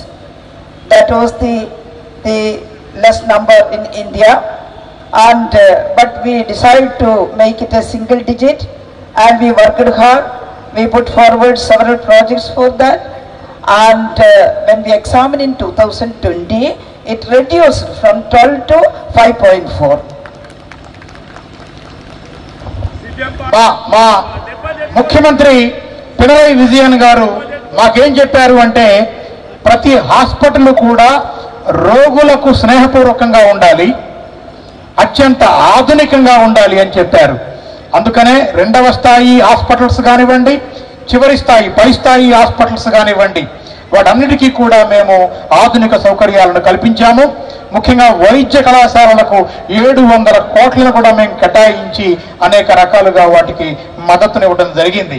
అంతేకాదు, నేను ఆరోగ్య శాఖ మంత్రిగా ఉన్నప్పుడు కేరళలో శిశు మరణాల rate ఎలా ఉంది అంటే, ప్రతి 1000 మందికి 12 మంది పిల్లలు మాత్రమే చనిపోతున్నారు. 1000 మందికి 12 మంది పిల్లలు చనిపోవటము అని అంటే, అది ఆనాటికి భారతదేశంలో మంచి లెక్కే, ఆరోగ్యకరంగా ఉన్నట్టే లెక్క. కానీ మేము ఒక లక్ష్యం పెట్టుకున్నాము, దీన్ని 12 మంది కాదు సింగిల్ డిజిట్లోకి మార్చాలి అనే ఉద్దేశంతో 2020 నాటికే మేము ఆ టార్గెట్ పెట్టుకొని అనేక ప్రాజెక్టులకు రూపకల్పన చేసి కష్టించి పనిచేస్తే ఇవాళ శిశు మరణాల రేటు 1000 మందికి అక్కడ కేవలం 5.4 మాత్రమే. Don't think all these things are very easy. We are also suffered by the attack of opposition, same in Telangana. All are attacking us Communist Party. But ask the Telangana people to join Communist Party, fight hard, then only we can show some changes in the society. నేను ఇప్పుడు మీకు చెప్పాను, మేము కూడా అక్కడ అనేక పార్టీల నుంచి ఎదుర్కొంటూనే ఉన్నాము, పోరాటం చేస్తానే ఉన్నాము, నిరాదరణను ఎదుర్కొంటానే ఉన్నాము. కనుక నేను ఇక్కడ తెలంగాణ మీ ప్రజలకు మీకు కూడా చెప్పేది ఏమిటంటే, మీరు ఆ మెరుగైన సమాజం కోసం కమ్యూనిస్టు పార్టీలో చేరండి, పోరాటాలు చేద్దాం రండి, మనం ఈ సమాజాన్ని మార్చడం కోసం కృషి చేద్దాం రండి. Now we are all fighting against the fundamentalist rule of BJP in the center. They are also disturbing us in Kerala. They are not giving our tax share properly. They are not giving our rights properly. They are also disturbing our Kerala government in several kinds of orders, and they are denying our rights. మీకు తెలుసు, కేంద్రంలో ఒక మతతత్వ ప్రాతిపదిక మీద నడిచే Bharatiya Janata party పాలన ఉంది. అది అనేక రకాలుగా మమ్మల్ని ఇబ్బంది పెట్టాలని చూస్తోంది. మాకు న్యాయంగా రావాల్సిన పన్నుల వాటా ఇవ్వకుండా ఎగ్గొడుతోంది. అనేక రకాలుగా మమ్మల్ని ఇబ్బంది పెడతా ఉంది. Throughout India, Communist Party should be aware what is happening in this center. What is the policy of BJP? Our constitution is under threat. We have to save Indian constitution. We have to save democracy. We have to save secularism. We have to move forward for socialism. Socialism, before that, we have to get proper democracy, people's democracy. That is why Communist Party is saying that the next revolution is People's Democratic Revolution India. అంతేకాదు, ఇవాళ communist పార్టీలుగా మేము ఈ దేశంలో ఏం కోరుతా ఉన్నాము అని అంటే, భారతీయ జనతా పార్టీ విధానాల మీద మనం అందరం పోవాల్సిన అవసరం ఉంది. ఎందుకంటే ఈ దేశంలో ఖచ్చితంగా మనం అనేక విషయాల మీద పోరాడాలి. ప్రజాస్వామ్యయుతంగా ఈ దేశాన్ని ఉంచాలి, లౌకిక దేశంగా ఈ దేశాన్ని ఉంచాలి, సోషలిజం వైపు మనం ఈ దేశాన్ని తీసుకుని వెళ్ళాలి. ఇది మనం పోరాటం చేయాల్సినటువంటి అవసరం ఉంది. ఎందుకంటే సోషలిజం రావాలి అంటే అంతకంటే ముందు ప్రజాస్వామ్యం ఉండాలి. ప్రజాస్వామ్యం కోసం మనం పోరాటం చేయాలి. అది ప్రజల ప్రజాస్వామ్యంగా ఉండాలి. ప్రజల ప్రజాస్వామ్యంగా ఉండటం కోసమే మేము ప్రజాతంత్ర విప్లవం కోసం కూడా ప్రజాస్వామ్య విప్లవం కోసం కూడా పోరాటం చేస్తా ఉన్నాము. Now our Honorable Prime Minister Narendra Modi is directly, openly propagating the divisive ideas, you know. During this 2024 parliament election, he is openly stating, he will openly saying that if India alliance came to power, they will demolish Rama temple. గౌరవనీయ భారత ప్రధాని నరేంద్ర మోడీ ఇవాళ బహిరంగంగానే మాట్లాడటం మొదలుపెట్టాడు. ఆయన ఏమంటున్నాడంటే 2024 ఎన్నికలలో ఒకవేళ ఇండియా అలయన్స్ అధికారంలోకి వస్తే రామ మందిరాన్ని పడగొడతారు అని ఆయన మాట్లాడుతున్నాడు. We think he is showing Islamophobia, and he is saying that the Congress and the India alliance is helping Muslims. They are jeopardizing the rights of the Dalits and the poor people and giving reservation to Muslims. They are taking ornaments from the upper class ladies and they will distribute it will be distributed to Muslims. What nonsense the Prime Minister is saying. అంతేకాదు ఆయన ఏం మాట్లాడుతున్నారంటే, ఆయన మాట్లాడేదాన్ని బట్టి చూస్తుంటే ఆయనకి ఏదన్నా ఒక ఇస్లామోఫోబియా పట్టుకుందా అని నాకు అనిపిస్తోంది. ఎందుకంటే కాంగ్రెస్ అట్లాగే ఇండియా అలయన్స్ అధికారంలోకి వస్తే దళితుల దగ్గర నుంచి పేదవాళ్ళ దగ్గర నుంచి రిజర్వేషన్లు తీసుకొని ముస్లింలకు ఇస్తామని మాట్లాడుతున్నాడు. అంతేకాదు హిందువుల దగ్గర నుంచి ఆభరణాలు తీసుకొని ముస్లింస్కి ఇస్తామని మాట్లాడుతున్నాడు. ఎంత చెత్త ఇదంతా! ఇటువంటి మాటలు ఎలా మాట్లాడగలుగుతున్నాడు ఆయన? I think the India alliance can score more seat in this election. Here election is over. I think you fought hard against the divisive ideas here, and in Kerala also we fought hard. In Kerala our opposition is no one but Congress, and BJP was also there. They were also contesting in the election. They want to open a ticket or get a place from Kerala in the parliament. It is impossible. We fought hard. This time we hope that left front, LDF, Left Democratic Front, can score more seats than previous time. We will get 12 to 15 seats. We hope like that. అంతేకాదు మీకు తెలుసు ఎన్నికలు ఇప్పటికే ముగిసిపోయినాయి. మీ దగ్గర కూడా ఎన్నికలు ముగిసిపోయినాయి. వారు అనేక రకాలుగా సమాజాన్ని విభజించేటువంటి భావజాలంతో ఈ ఎన్నికలకు వచ్చారు. కేరళలో మేము అక్కడ ప్రధానంగా కాంగ్రెస్తో పోటీ పడుతున్నాము. అక్కడ భారతీయ జనతా పార్టీ కూడా ఉంది. కానీ మేము ఈసారి దృఢంగా నమ్ముతున్నాము లెఫ్ట్ డెమోక్రటిక్ ఫ్రంట్, సిపిఎం నాయకత్వం వహిస్తున్నటువంటి లెఫ్ట్ డెమోక్రటిక్ ఫ్రంట్ ఈసారి ఖచ్చితంగా 12 నుంచి 15 సీట్లు గెలుచుకొని పార్లమెంటుకు పెద్ద నెంబర్ తీసుకువెళ్తాము అని మేము నమ్ముతున్నాం. I was also a candidate in the parliament election, and I contest from Vadagara constituency. That constituency was with UDF during the last 15 years, and we fought hard. People were very much helpful to us, and we hope there also we can win. But one thing is that the opposition candidates, they were propagating some fundamentalist things and also unlawful things in the election, some divisive ideas. They want to get some communal polarization, and they created some false Facebook pages and some YouTube channel. They propagated some false ideas, especially against candidate, against me, not only me, to all other candidates also suffered by this.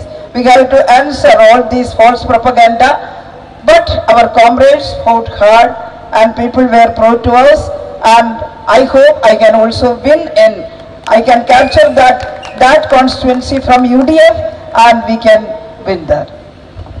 మీకు తెలిసే ఉంటుంది, నేను కూడా వనగర్ నియోజకవర్గం నుంచి ఈసారి MP స్థానానికి నిలబడ్డాను. ఇది గత 15 సంవత్సరాలుగా మనకు వ్యతిరేకంగా ఉన్నటువంటి యూడిఎఫ్ వారి అధీనంలో ఉంది. అయితే ఈసారి ప్రజలు మాకు బాగా సహకరించారు. మేము చాలా పెద్ద విస్తృతంగా పర్యటించాము. మా ప్రతిపక్ష పార్టీ వాళ్ళు అనేక రకాల మతతత్వ వాదనలు, చట్ట వ్యతిరేకమైన పనులు చేశారు. వారు మతపరంగా సమాజాన్ని చీల్చేందుకై కుట్రలు చేశారు. ఫేస్బుక్, యూట్యూబ్ పేజీలు క్రియేట్ చేసి మా మీద ద్వేషాన్ని నింపేందుకు, నా మీద ద్వేషాన్ని నింపేందుకు కూడా వారు ప్రయత్నం చేశారు. కానీ ఈ తప్పుడు ప్రచారాలన్నింటినీ మేము తిప్పికొట్టాం. మా కామ్రేడ్లు చాలా పెద్ద ఎత్తున కష్టపడ్డారు. నేను ఇవాళ ఏం విశ్వసిస్తున్నాను అనంటే, యూడిఎఫ్ నుంచి ఆ వనగర్ నియోజకవర్గాన్ని ఈసారి మేము కైవసం చేసుకుంటాము అని నేను నమ్ముతున్నాను. I'm sorry that I went through history little bit. That is why my speech became long. I have to conclude. Now I am concluding. I want to say, please comrades, being a communist, it is a dignified thing. Please feel dignity being a communist. Nothing else, you know. So we can build our party. A strong communist party can lead a revolution. After revolution, there should be a strong communist party to move it forward. Someone are asking whether revolution happened in India. We cannot say tomorrow the revolution is happening, but we cannot say the revolution will not happen, you know. Proper time. There should be a time for the revolution in India. No other choice for Indian people but move towards socialism, fighting hard against feudalism and against imperialism, against capitalism. No other choice is in front of our people in India. So, we are not withdrawing. Communist Party is withdrawing. During this parliament election in West Bengal, they come out and they are moving forward. Very good rallies in some constituencies like Muhammad Salim and Dipsidas there. They are very strong candidates and people gathered around this red flag and we are coming forward. They will defeat us. They will attack us. But communists cannot go back or move backward. We are going forward, comrades. In Telangana also, you should come forward. You should ask the people to join Communist Party. Please organize women organization, student organization, Kisan organization. Go into the village directly and take your right or your duty. Do your duty well and organize Communist Party as strong organization. క్షమించండి, కొంచెం చరిత్రలోకి వెళ్ళటం వల్ల ఎక్కువ సమయం తీసుకున్నట్టున్నాను. నాకు ముగించేటువంటి సమయం ఆసన్నమైంది. నేను ఈ సందర్భంగా ఒకటే చెప్పదలుచుకున్నాను మీకు. మీరు కమ్యూనిస్టు పార్టీలో చేరండి, కమ్యూనిస్టుగా ఉండండి. కమ్యూనిస్టుగా ఉండటంలో ఒక హుందాతనం ఉంది అనేది కూడా మీరు గమనించండి. ఆ హుందాతనంతో మనం పోరాటం చేద్దాము అని చెప్పేసి నేను మీకు పిలుపునిస్తా ఉన్నాను. అంతేకాదు, మనం ఖచ్చితంగా విప్లవాన్ని సాధించుకుంటాము. కొంతమంది అడుగుతారు నన్ను, విప్లవం రేపు వస్తుందా అని. అసలు విప్లవం వస్తుందా అని నేను అంటున్నాను, విప్లవం రేపే రాకపోవచ్చు. కానీ ఒకటి మాత్రం చెప్పగలను, విప్లవం అసలు రాదు అని చెప్పడానికి కూడా వీలు లేదు. ఇవాళ మన ముందు ఇంకొక ఛాయిస్ కూడా లేదు. మనందరికీ ఏదో ఒక రోజున విప్లవమే మన ఛాయిస్గా ఉండి తీరుతుంది అనేది కూడా మనం గమనించుకోవాలి. మనం సామ్రాజ్యవాదానికి వ్యతిరేకంగా, భూస్వామ్య విధానాలకు వ్యతిరేకంగా, పెట్టుబడిదారీ విధానాలకు వ్యతిరేకంగా మనం ఖచ్చితంగా పోరాడి తీరవలసిందే. శ్రామికులు, అట్లాగే స్త్రీలు, అట్లాగే రైతులు, ఈ సంఘాలను మనం ఆర్గనైజ్ చేయాలి. గ్రామాలకు వెళ్ళాలి. డిగ్రీతో చాలా సిన్సియర్గా హార్డ్గా పనిచేయాలి కామ్రేడ్. పని చేసి మనం ముందుకు సాగాలి. కమ్యూనిస్టులు ఇవాళ వెస్ట్ బెంగాల్లో చూడండి, బ్రహ్మాండమైన ర్యాలీలు నిర్వహిస్తా ఉన్నారు. సలీము అనేక ర్యాలీలలో మాట్లాడటం మీరు గమనించి ఉంటారు. అట్లాగే ఇంకా మనం తాత్కాలికంగా ఒక అడుగు వెనక వేయొచ్చు, ఓడిపోవచ్చు. కానీ కమ్యూనిస్టులను అణిచివేయటమో తీసివేయటమో ఎవరి వల్ల కాదు. కమ్యూనిస్టులు ఎప్పుడు ముందుకే సాగుతారు. I am concluding my speech. Again, my heartiest congratulations to comrades who participated in building a memorial to Martyr Ramakrishna. And I am conveying my red salute to comrades, all comrades who are assembled here. Red salute to Comrade P. Sundaraya. Red salute Comrade E.K. Nayanar. Red salute comrades. నేను మరొక్కసారి ముగించే ముందు ఈ అద్భుతమైనటువంటి శ్రమశక్తితో మీరు నిర్మించుకున్న ఈ building ఏదైతే ఉందో, మండల కమ్యూనిస్ట్ పార్టీ ఆఫీసు, దీన్ని నిర్మించుకున్నందుకు మిమ్మల్ని మరొక్కసారి నేను అభినందిస్తా ఉన్నాను. మీ అందరికీ విప్లవ సాల్యూట్స్ నేను అందజేస్తా ఉన్నాను. పి సుందరయ్య గారికి, నాయనార్ గారికి, అట్లాగే ఇక్కడ ఉన్నటువంటి అనేక మంది మిత్రులు పోరాటం చేసిన వారికి రెడ్ సాల్యూట్ సమర్పిస్తూ మీ అందరికీ కూడా అభినందనలు తెలియజేస్తూ సెలవు తీసుకుంటా ఉన్నాను.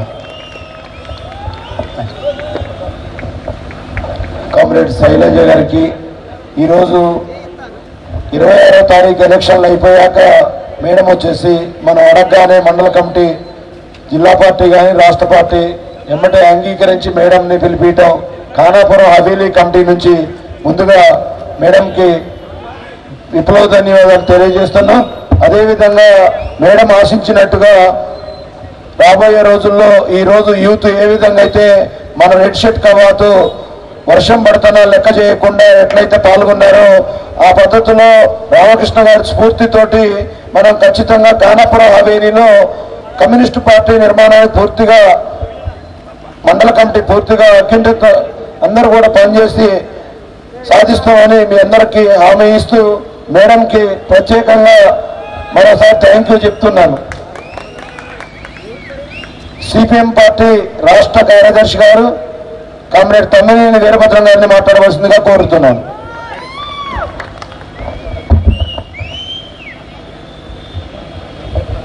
కార్యక్రమ అధ్యక్షులు తిరుపతిరావు గారు, ఈనాటి మన ముఖ్య అతిథి కేరళలో ఆరోగ్య మంత్రిగా ప్రజలకు ఎంతో సేవ చేసి ప్రపంచ ఖ్యాతి గాడించినటువంటి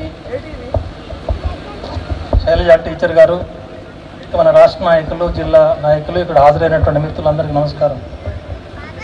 ముందుగా శైలజ టీచర్కు మన అభినందనలు చెప్పాల్సి ఉంది. మంచి ప్రసంగం చేశారు.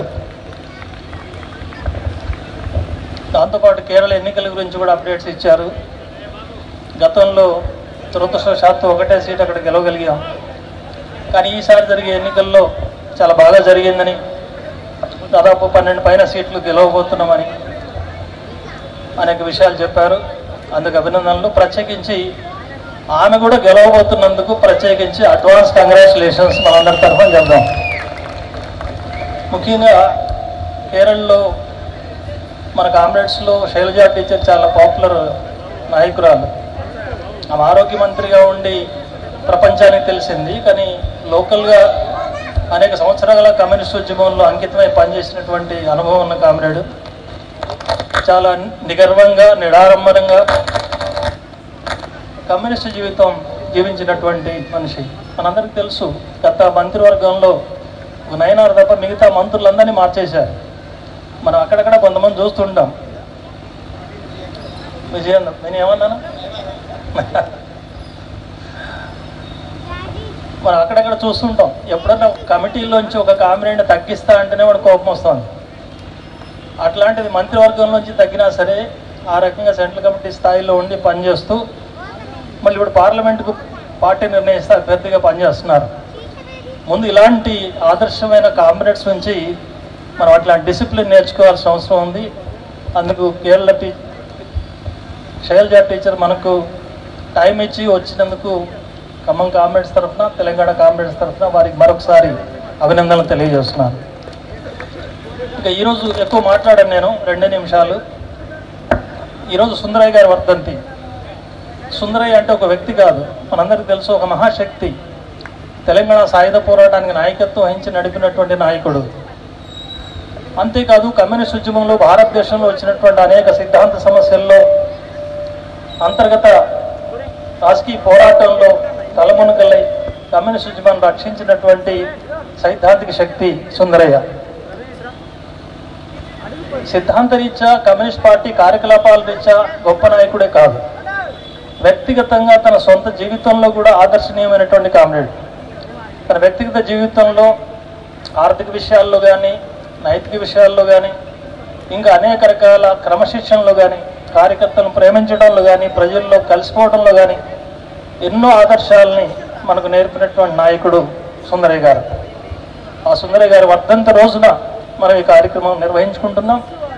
అందువల్ల సహజంగానే ఇక్కడ హాజరైన మిత్రులందరూ కూడా సుందరయ్య గారు లాంటి ఆదర్శమూర్తిని ఒకసారి స్ఫూర్తిగా తీసుకొని రాబోయే కాలంలో ఒక స్ఫూర్తివంతమైన ఉద్యమాన్ని నిర్మించే దానికోసం, మన సమయాన్ని వెచ్చించే దానికోసం కృషి చేయాల్సిన అవసరం ఉందని చెప్పి ఒకసారి మళ్ళీ సుందరయ్య గారికి జోహార్లు తెలియజేస్తూ, మరొక ముఖ్యమైన విషయం, ఈనాడు మనం నిర్మించుకున్నటువంటి ఆఫీసు సుందరయ్య గారి వర్ధంతి రోజే కాక ఆఫీసుకు పేరు పెట్టుకున్న నాయకుడు సత్తెనపల్లి రామకృష్ణ.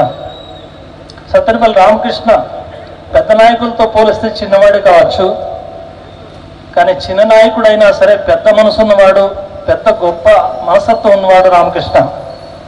నాకు బాగా గుర్తు, ఎలక్ట్రిసిటీ ఉద్యమం జరిగినప్పుడు ముందు రోజు రాత్రి ముఖ్యమైన కామ్రేడ్స్ అందరూ రాష్ట్ర పార్టీ ఆఫీస్కి చేరుకున్నారు. అందులో రామకృష్ణ కూడా ఉన్నాడు, ఖమ్మం నుంచి వచ్చిన బ్యాచ్లో. వాళ్ళు మీటింగ్ చేసుకున్నారు ఆఫీస్లో. ఏమనంటే, రేపు పొద్దున మనం ప్రదర్శనకు వెళ్తున్నాం, పోలీసు నిర్బంధం జరగచ్చు, కాబట్టి మనం అందరం యువకులందరం వాలంటీర్లుగా ఉండాలి, మన ముఖ్యమైన నాయకుల చుట్టూనే ఉండాలి మనం అని ఒక ప్లాన్ వేసుకున్నారు. స్పష్టంగా నిర్ణయానికి వచ్చారు. రాఘవులు గారు, తమ్మినేని గారు ఎక్కడ ఉంటే అక్కడ వాళ్ళ చుట్టూ ఉండాలి, వాళ్ళకి ఏం కాకుండా చూసుకోవాలని. తెల్లవారి ఉద్యమం నడుస్తున్నప్పుడు, ప్రదర్శన నడుస్తున్నప్పుడు పోలీసులు దాడులు చేస్తున్నారు, రాళ్ళేస్తున్నారు, తుపాకుల కాల్పులు కూడా ప్రారంభమైనాయి. అప్పుడు రాఘవులు నా పక్కనే ఉన్నాడు, రామకృష్ణ వీళ్ళందరూ మా ముందున్నారు. వాళ్ళు తుపాకీ తూట కాదు, రామకృష్ణకి తగిలింది, ముందు కర్ర దెబ్బ తగిలింది, లాఠీ దెబ్బ. ఆ దెబ్బ మాకు పడేది. రామకృష్ణ మా పక్కనే ఉండి అడ్డుపడ్డాడు. నా కళ్ళ ముందే ఆయన పడిపోయాడు. పడిపోయిన రామకృష్ణని నా చేతుల మీదుగా ఇంకా కొంతమంది కామ్రేడ్స్ సహాయంతో ఆ కాల్పుల్లోంచి, రాళ్ళ దాడుల్లోంచి బయటకు తీసుకొచ్చాం. పక్కనే ఉన్నటువంటి అపోలో హాస్పిటల్ దగ్గర తీసుకెళ్ళాం. ఆ రకంగా కొంతకాలం పాటు, వారం 10 రోజుల పాటు వైద్యం తీసుకొని చనిపోయాడు. ఆ రకంగా నాయకులన్నా, ఉద్యమం అన్నా ప్రాణాలు సైతం లెక్క చేయకుండా పనిచేసినటువంటి చరిత్ర రామకృష్ణది. రామకృష్ణ ఒక్కడే కాదు, వాళ్ళ కుటుంబం అంతా కూడా అట్లాంటి ఆదర్శం. ఈనాడు భార్య కానీ, లేక వాళ్ళ తమ్ముళ్ళు కానీ, వాళ్ళ తండ్రి కానీ, వీళ్ళందరూ కూడా, కుటుంబం అంతా కూడా ఒక నీతిగా, నిజాయితీగా, క్రమశిక్షణతో ఉన్నారు. ఇట్లాంటివి కూడా మన ఆదర్శంగా తీసుకోవాలి. వాళ్ళ రాజకీయాలు ఎట్లా ఉన్నాయో మనకు తెలుసు. రాజకీయ పార్టీలు, మారటాలు, ఫిరాయించడాలు ఎన్నో జరుగుతున్నటువంటి ఈ మాయలోకంలో, మాయ రాజకీయాల్లో అట్లాంటి కుటుంబాలు, కమ్యూనిస్టు క్రమశిక్షణతో మెలిగినటువంటి కుటుంబం, అట్లాంటి కుటుంబం నుంచి వచ్చిన వాడు రామకృష్ణ. ఆయన పేరుతో ఈ ఆఫీస్ కట్టడం అనేది, ఆయనకు పేరు పెట్టడం అనేది చాలా ఉచితమైన నిర్ణయం. ఖానాపూర్ హవేలీ కమిటీ మంచి నిర్ణయం చేసినందుకు ప్రత్యేకించి అభినందనలు తెలియజేస్తున్నాను. కాబట్టి రామకృష్ణకు మనం జోహార్లు చెప్పడమే కాదు, ఆ వ్యక్తి ఆదర్శాన్ని మనం కొనసాగించేదానికి, ఆ త్యాగ గుణాన్ని పుణికిపుచ్చుకునే దానికోసం కూడా మనం పనిచేయాల్సిన అవసరం ఉంది. ఇక చివరి మాట, ఈ ఆఫీసు నిర్మించినటువంటి ఖానాపూర్ హవేలీ కమిటీ, అట్లాగే దానికి మొదటి నుంచి నాయకత్వం వహిస్తూ ఈ మొత్తం ఉద్యమానికి మూల స్తంభంగా ఉన్నటువంటి సరళ గారు, వాళ్ళ సెక్రటరీ కూడా తిరుపతిరావు, మిగతా కమిటీ సభ్యులు, వీళ్ళందరూ కూడా అభినందనీయులు. చాలా పట్టుదలగా ఈ ఆఫీస్ నిర్మించారు. ఆఫీస్ ఎలా ఉందో చూసాం. నేను లోపలే అన్నాను, చాలా కార్పొరేట్ లెవెల్ ఆఫీస్ కట్టారని. యాక్చువల్గా మనం ఖమ్మం జిల్లా పార్టీ ఆఫీస్ కట్టినప్పుడు కూడా అదే మాట అన్నారు, చాలా కార్పొరేట్ లెవెల్లో ఆఫీస్ ఉందని. అయితే ఆఫీసు అందంగా కట్టుకున్నాం. ఆ మాట కూడా తిరుపతిరావుకు, సరళ గారికి చెప్పాను. ఈ ఆఫీస్ ఎంత బాగా అయితే కట్టుకున్నామో, ఆఫీసులో పని కూడా అంత బాగా జరిగేటట్టుగా, ఈ ప్రాంతంలో ఎవరికి కష్టం వచ్చినా, కన్నీళ్ళు వచ్చినా ఈ ఆఫీస్ గుర్తు రావాలి. ఇక్కడ సౌకర్యం కోసం మనం కట్టుకోలేదు, ప్రజల కష్టాల సుఖాల్లో పాలు పంచుకునే దానికోసం, ఎవరికి ఏ బాధ వచ్చినా సరే, సమస్య వచ్చినా సరే, ఇక్కడ ఒక అడ్డా ఉంది, సిపిఎం ఆఫీస్ ఉంది, అక్కడికి పోతే అన్ని పరిష్కారం అవుతాయి అనే విశ్వాసం ప్రజల్లో తీసుకురావాలి. ఇటీవల కాలంలో కొంత బలహీనపట్టుబడి నిజం. ఖానాపూర్ హవేలీయే కాదు, ఖమ్మం జిల్లాయే కాదు, తెలంగాణలో, ఆంధ్రాలో, మొత్తం భారతదేశంలో కూడా కమ్యూనిస్ట్ ఉద్యమం బలహీనపడింది. దానికి చారిత్రక కారణాలు ఉన్నాయి. ఆ కారణాలు తాత్కాలికమే, అవి భవిష్యత్తులో తొలగిపోతాయి. కష్టాలు ఉన్నంతకాలం, కన్నీళ్ళు ఉన్నంతకాలం దాన్ని తుడిచే కమ్యూనిస్టులు ఎప్పుడూ ఉంటారు, వాళ్ళు ఎప్పుడూ నశించిపోరు. కాబట్టి అట్లాంటి విశ్వాసంతో ఖానాపూర్ హవేలీ కామ్రేడ్స్ కూడా ఈ ఆఫీస్ని ఫంక్షనింగ్ చేయాలి, ప్రజల్లోకి విస్తృతంగా వెళ్ళాలి.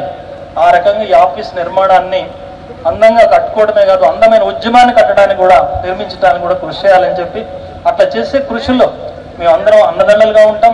రాష్ట్ర పార్టీ కానీ, జిల్లా పార్టీ కానీ తప్పనిసరిగా వాళ్ళతో కలిసిమెలిసి పనిచేయడానికి, సహకరించడానికి సిద్ధంగా ఉంటామని తెలియజేస్తూ, ఈ ఆఫీస్ని ఇంత బాగా కట్టినందుకు, చక్కటి ప్రారంభోత్సవం చేసినందుకు ప్రకృతి కూడా సహకరించింది. నేను భయపడ్డాను వర్షం వస్తుందేమో, కార్యక్రమం నడవదేమో అని, కానీ ప్రకృతి కూడా సహకరించింది. మీ అందరూ కూడా బాగా హాజరయ్యారు. మరొకసారి మీ అందరికీ ధన్యవాదాలు. ఖానాపూర్ హవేలీ కమిటీకి, కమిటీ నాయకత్వానికి ప్రత్యేక ధన్యవాదాలు సిపిఎం రాష్ట్ర కమిటీ తరఫున తెలియజేస్తూ సెలవు. నమస్కారం. హవేలీ ఆఫీసు ఏ విధంగా అయితే కట్టుకున్నామో అదేవిధంగా ఈ కమిటీ మొత్తం కూడా తమ్మినేని గారు ఆశించినట్టుగా ఖచ్చితంగా చేస్తామని హామీ ఇస్తూ, ఈ కార్యక్రమాన్ని ఉద్దేశించి బి వెంకట్ గారు, ఆల్ ఇండియా నాయకులు మాట్లాడతారు. అందరికీ నమస్కారం. కామ్రేడ్ రామకృష్ణ, మేము హైదరాబాద్లో ఒక ఏరియాలో కలిసి ఉన్నాము. ఆ రోజు కూడా కలిసే ఎలక్ట్రిసిటీ ఉద్యమంలో పాల్గొన్నాము. దురదృష్టవశాత్తు మేము రామకృష్ణను కోల్పోయాము. నాకు గొప్పతనంగా గర్వంగా అనిపిస్తుంది. ఇన్ని సంవత్సరాలైనా రామకృష్ణ భార్య మంగ పార్టీ విశ్వాసాన్ని, పార్టీ జెండాన్ని వదిలిపెట్టకుండా నిలబడుతుంది. అందుకు మనమందరం సంతోషపడాలి.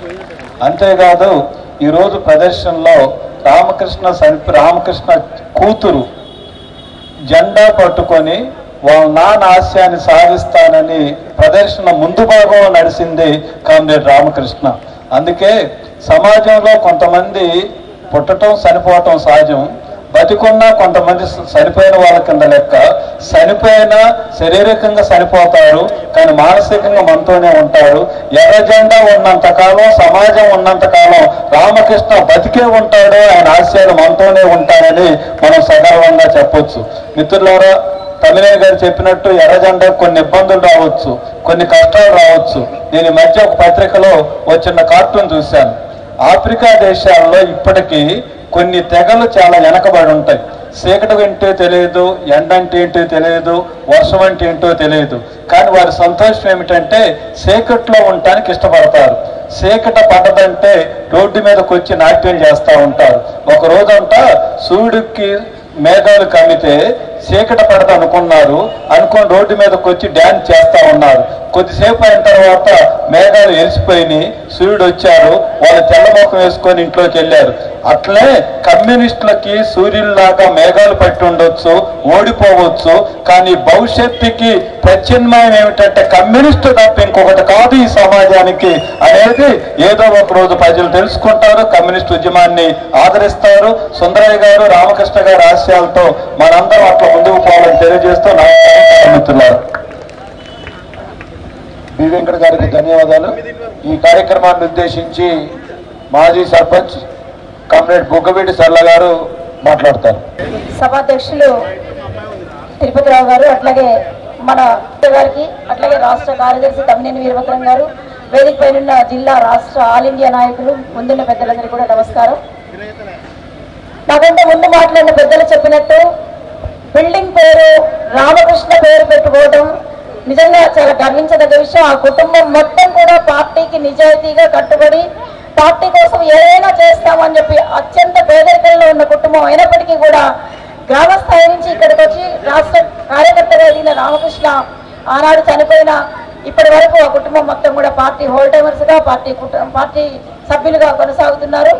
అట్లాగే లిబరలైజేషన్కి, గ్లోబలైజేషన్కి వ్యతిరేకంగా జరిగిన ఎలక్ట్రిసిటీ ఉద్యమంలో నాకు తెలిసి తెలుగు రాష్ట్రాల్లో తొలి ఉద్యమం కరెంట్ ఉద్యమం, దాంట్లో ఆంధ్ర రాష్ట్రం నుంచి మన కమ్యూనిస్టు కార్యకర్తగా తొలి అమరవీరుడిగా ఉన్న రామకృష్ణ పేరుని బిల్డింగ్ పెట్టుకోవడం అనేది నిజంగా గర్వించదగ్గ విషయం. అట్లాగే సుందరయ్య గారి వర్ధంతి రోజు దీన్ని ఓపెన్ చేసుకోవడం కూడా గర్వించదగ్గ విషయం. తమ్మినేని గారు చెప్పినట్లు ఈ ఇద్దరు కాంగ్రెస్, సుందరయ్య గారు ఏదైతే నిజాయితీతో పనిచేశారో, అట్లా నిగర్వంగా పనిచేశారో, అట్లాగే రామకృష్ణ ఏదైతే నిబద్ధతతో పనిచేశాడో, నాయకుల్ని కాపాడుకోవడం కోసం తన ప్రాణాన్ని సైతం త్యాగం చేశాడో, అట్లాగే కానాపురం హవేలి పార్టీకి కూడా అలాంటి చరిత్ర ఉంది. ఖచ్చితంగా ఈ బిల్డింగ్ ఎంత అందంగా కట్టారో ఆ బిల్డింగ్ లో అన్ని కార్యక్రమాలు కూడా జరుపుతారు అని చెప్పి తిరుపతిరావు గతంలో హామీ ఇచ్చాడు. అట్లాగే మీ అందరికి కూడా ఇది మిడిల్ క్లాస్ ఏరియా కాబట్టి లైబ్రరీ ఒకటి నడుస్తుంది, స్టడీ మెటీరియల్ ఉంటుంది అందులో. అట్లాగే జిమ్ పెడుతున్నారు, ఎందుకంటే ఆర్థిక పోరాటాలతో పాటు సామాజిక అంశాల మీద కూడా పనిచేయాల్సిన అవసరం ఉంటుంది. అట్లాగే మిడిల్ క్లాస్ ఏరియా కాబట్టి హెల్త్ సంబంధించిన క్యాంపెయిన్ కూడా నడుస్తుంది. ఇవన్నీ కూడా బిల్డింగ్ లో నడుస్తాయి కాబట్టి ఖచ్చితంగా ప్రజలందరూ బిల్డింగ్ నిండేటట్టుగా ఉంటారని ఇందాక తమ్మినేని గారు లోపల మాట్లాడినప్పుడు కూడా చెప్పాను. అలాంటి మిడిల్ క్లాస్ కి సంబంధించిన అంశాలు తీసుకుంటాము. పేద వర్గాల కోసం గతంలో ఎట్లయితే ఇళ్ల స్థలాలు పోరాటం చేసి 2000 ఇళ్ల స్థలాలు తీసుకొచ్చాము, అట్లాగే పెరిఫరీకి సంబంధించి కూడా సర్పంచ్గా ఉన్నప్పుడు ఎట్లయితే డెవలప్ చేశామో, పేద వర్గాల కోసం పోరాటం చేస్తున్న మధ్యతరగతి వర్గాల కోసం ఇలాంటి కార్యక్రమాలు కూడా తీసుకుంటాం. కాబట్టి అన్ని వర్గాల ప్రజల్ని కలుపుకుపోతూ ఈ పార్టీ పనిచేస్తూ ఆ బిల్డింగ్ నిండేటట్టుగా ప్రజలు వచ్చేటట్టుగా పనిచేస్తారని హామీ ఇస్తూ, అట్లాగే ఈ కమిటీని అభినందిస్తూ ముఖ్యంగా కార్యదర్శి అయిన తిరుపతిరావు గారిని మరీ ముఖ్యంగా అభినందిస్తూ సెలవు తీసుకుంటున్నారు. మిత్రులారా, సర్ల గారికి ధన్యవాదాలు. అదేవిధంగా ఈ కార్యక్రమాన్ని ఉద్దేశించి పి సోమయ్య గారు మాట్లాడతారు. అందరికీ నమస్కారం. చాలా సంతోషమైన విషయం ఏంటంటే సత్తెనపల్లి రామకృష్ణ పేరుతోనే హవేలీ యొక్క పార్టీ ఆఫీస్ కట్టడం అనేది చాలా మంచి సంతోషం. నాకు ఈరోజు ముఖ్యంగా కామ్రేడ్ సుందరయ్య గారి యొక్క 39వ వర్ధంతి సందర్భంగా హవేలీ కమిటీ పార్టీ జిల్లా కమిటీ తీసుకున్న నిర్ణయానికి నాకు చాలా సంతోషంగా ఉంది. ఎందుకంటే కామ్రేడ్ సుందరయ్య గారి గురించి శైలజ మేడం గారు అనేక విషయాలు చెప్పారు. సుందరయ్య గారు భారత కమ్యూనిస్టు ఉద్యమ నిర్మాణంలో ప్రముఖుడు. ఒక కమ్యూనిస్టు ఉద్యమే కాదు, సుందరయ్య గారు చనిపోయినప్పుడు 1985లో కృష్ణానదిలో ఆయన చితి నిప్పంటించినప్పుడు బసవపున్నయ్య గారు ఒక మాట అంటాడు, కమ్యూనిస్టు పార్టీ మార్క్సిస్ట్ పార్టీ ఉద్యమానికి ప్రపంచంలో Marx, Engels, Lenin, Stalin, Mao, ఓచ్మెన్, ఫైడల్ కాస్ట్రో, అదేవిధంగా చే గువేరా, కిమ్ ఇల్ సంగ్ అనేక పేర్లు కొన్ని విన్నాను నేను. కానీ కామ్రేడ్ సుందరయ్య గారు ఆ పేర్లలో సరసన ఉండాల్సిన వ్యక్తి, అందులో ఏ ఒక్క వ్యక్తి కూడా తీసిపోయిన మహానుభావుడు కామ్రేడ్ సుందరయ్య గారు అని చెప్పేసి బసవపున్నయ్య గారు ఆయన గురించి. కాబట్టి అంత పెద్ద మహానుభావుడు, మన ఉద్యమ నిర్మాత. ఆయన యొక్క 39వ వర్ధంతి సందర్భంగా కానీ సత్యనపల్లి రామకృష్ణ పేరుతో ఈ బిల్డింగ్ ఏర్పాటు చేసుకోవడం మరింత సంతోషమైన విషయం. ఏదైనా ఈనాడు కాస్తో కోస్తో కమ్యూనిస్టు ఉద్యమం దెబ్బతిన్నప్పటికీ భవిష్యత్తు మాత్రం మనదే. ఎందుకంటే ఈ దేశంలో బీజేపీ ఎదుర్కొనే శక్తి, దమ్ము, ధైర్యం మరి ఎవరికీ లేదు. అది కమ్యూనిస్ట్ పార్టీ మార్క్సిస్టుగా, వామపక్షాలుగా మనకు మాత్రమే ఉంది. తెలుసు. ప్రభాత్ పట్నాయక్ని ఒక విలేకరు అడుగుతాడు, ఏమనంటే ఈ దేశంలో కమ్యూనిస్టులకు భవిష్యత్తు ఉందా అండి అని అంటాడు. ప్రముఖ ఆర్థికవేత్త ఆయన అడిగారు. దానికి ప్రభాత్ పట్నాయక్ ఒక మాట చెప్పాడు, దేశంలో కమ్యూనిస్టుల భవిష్యత్తు అని కాదు, కమ్యూనిస్టు లేకపోతే ఈ దేశానికి భవిష్యత్తు ఉందా అని ఆలోచించండి మీరు అన్నారు.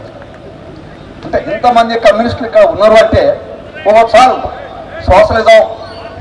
సోషలిజం వస్తుంది, సమాజం మారుద్ది అనుకునే వారు ఇక్కడ ఉన్నారు. కాబట్టి వీళ్ళందరూ లేకుండా పోలేదు. కాబట్టి ఖచ్చితంగా కమ్యూనిస్టులు ఉన్నారు కాబట్టి ఈ దేశానికి భవిష్యత్తు అని చెప్పేసి దీన్ని రివర్స్గా మాట్లాడాలని చెప్పేసి ప్రభాత్ పట్నాయక్ అంటాడు. కాబట్టి దాన్ని దృష్టిలో పెట్టుకొని భవిష్యత్తు మాది. కాబట్టి మన కామ్రేడ్స్ అందరూ కూడా కామ్రేడ్ రామకృష్ణ యొక్క స్ఫూర్తిదాయకంగా ఈ రోజుని, అదే కామ్రేడ్ సుందరయ్య గారికి 39వ వర్ధంతి సందర్భంగా కామ్రేడ్కి మరింత మనం విప్లవోహాలు అర్పిస్తూ సెలవు తీసుకుంటున్నాం. జోహార్ కామ్రేడ్ సత్యనపల్లి రామకృష్ణ, జోహార్ జోహార్. జోహార్ కామ్రేడ్ పుచ్చలపల్లి సుందరయ్య, జోహార్ జోహార్. జోహార్ కామ్రేడ్ పుచ్చలపల్లి సుందరయ్య, జోహార్ జోహార్. సాధిస్తాం సుందరయ్య గారి ఆశయాన్ని, సాధిస్తాం. జెండా వర్ధిల్లాలి.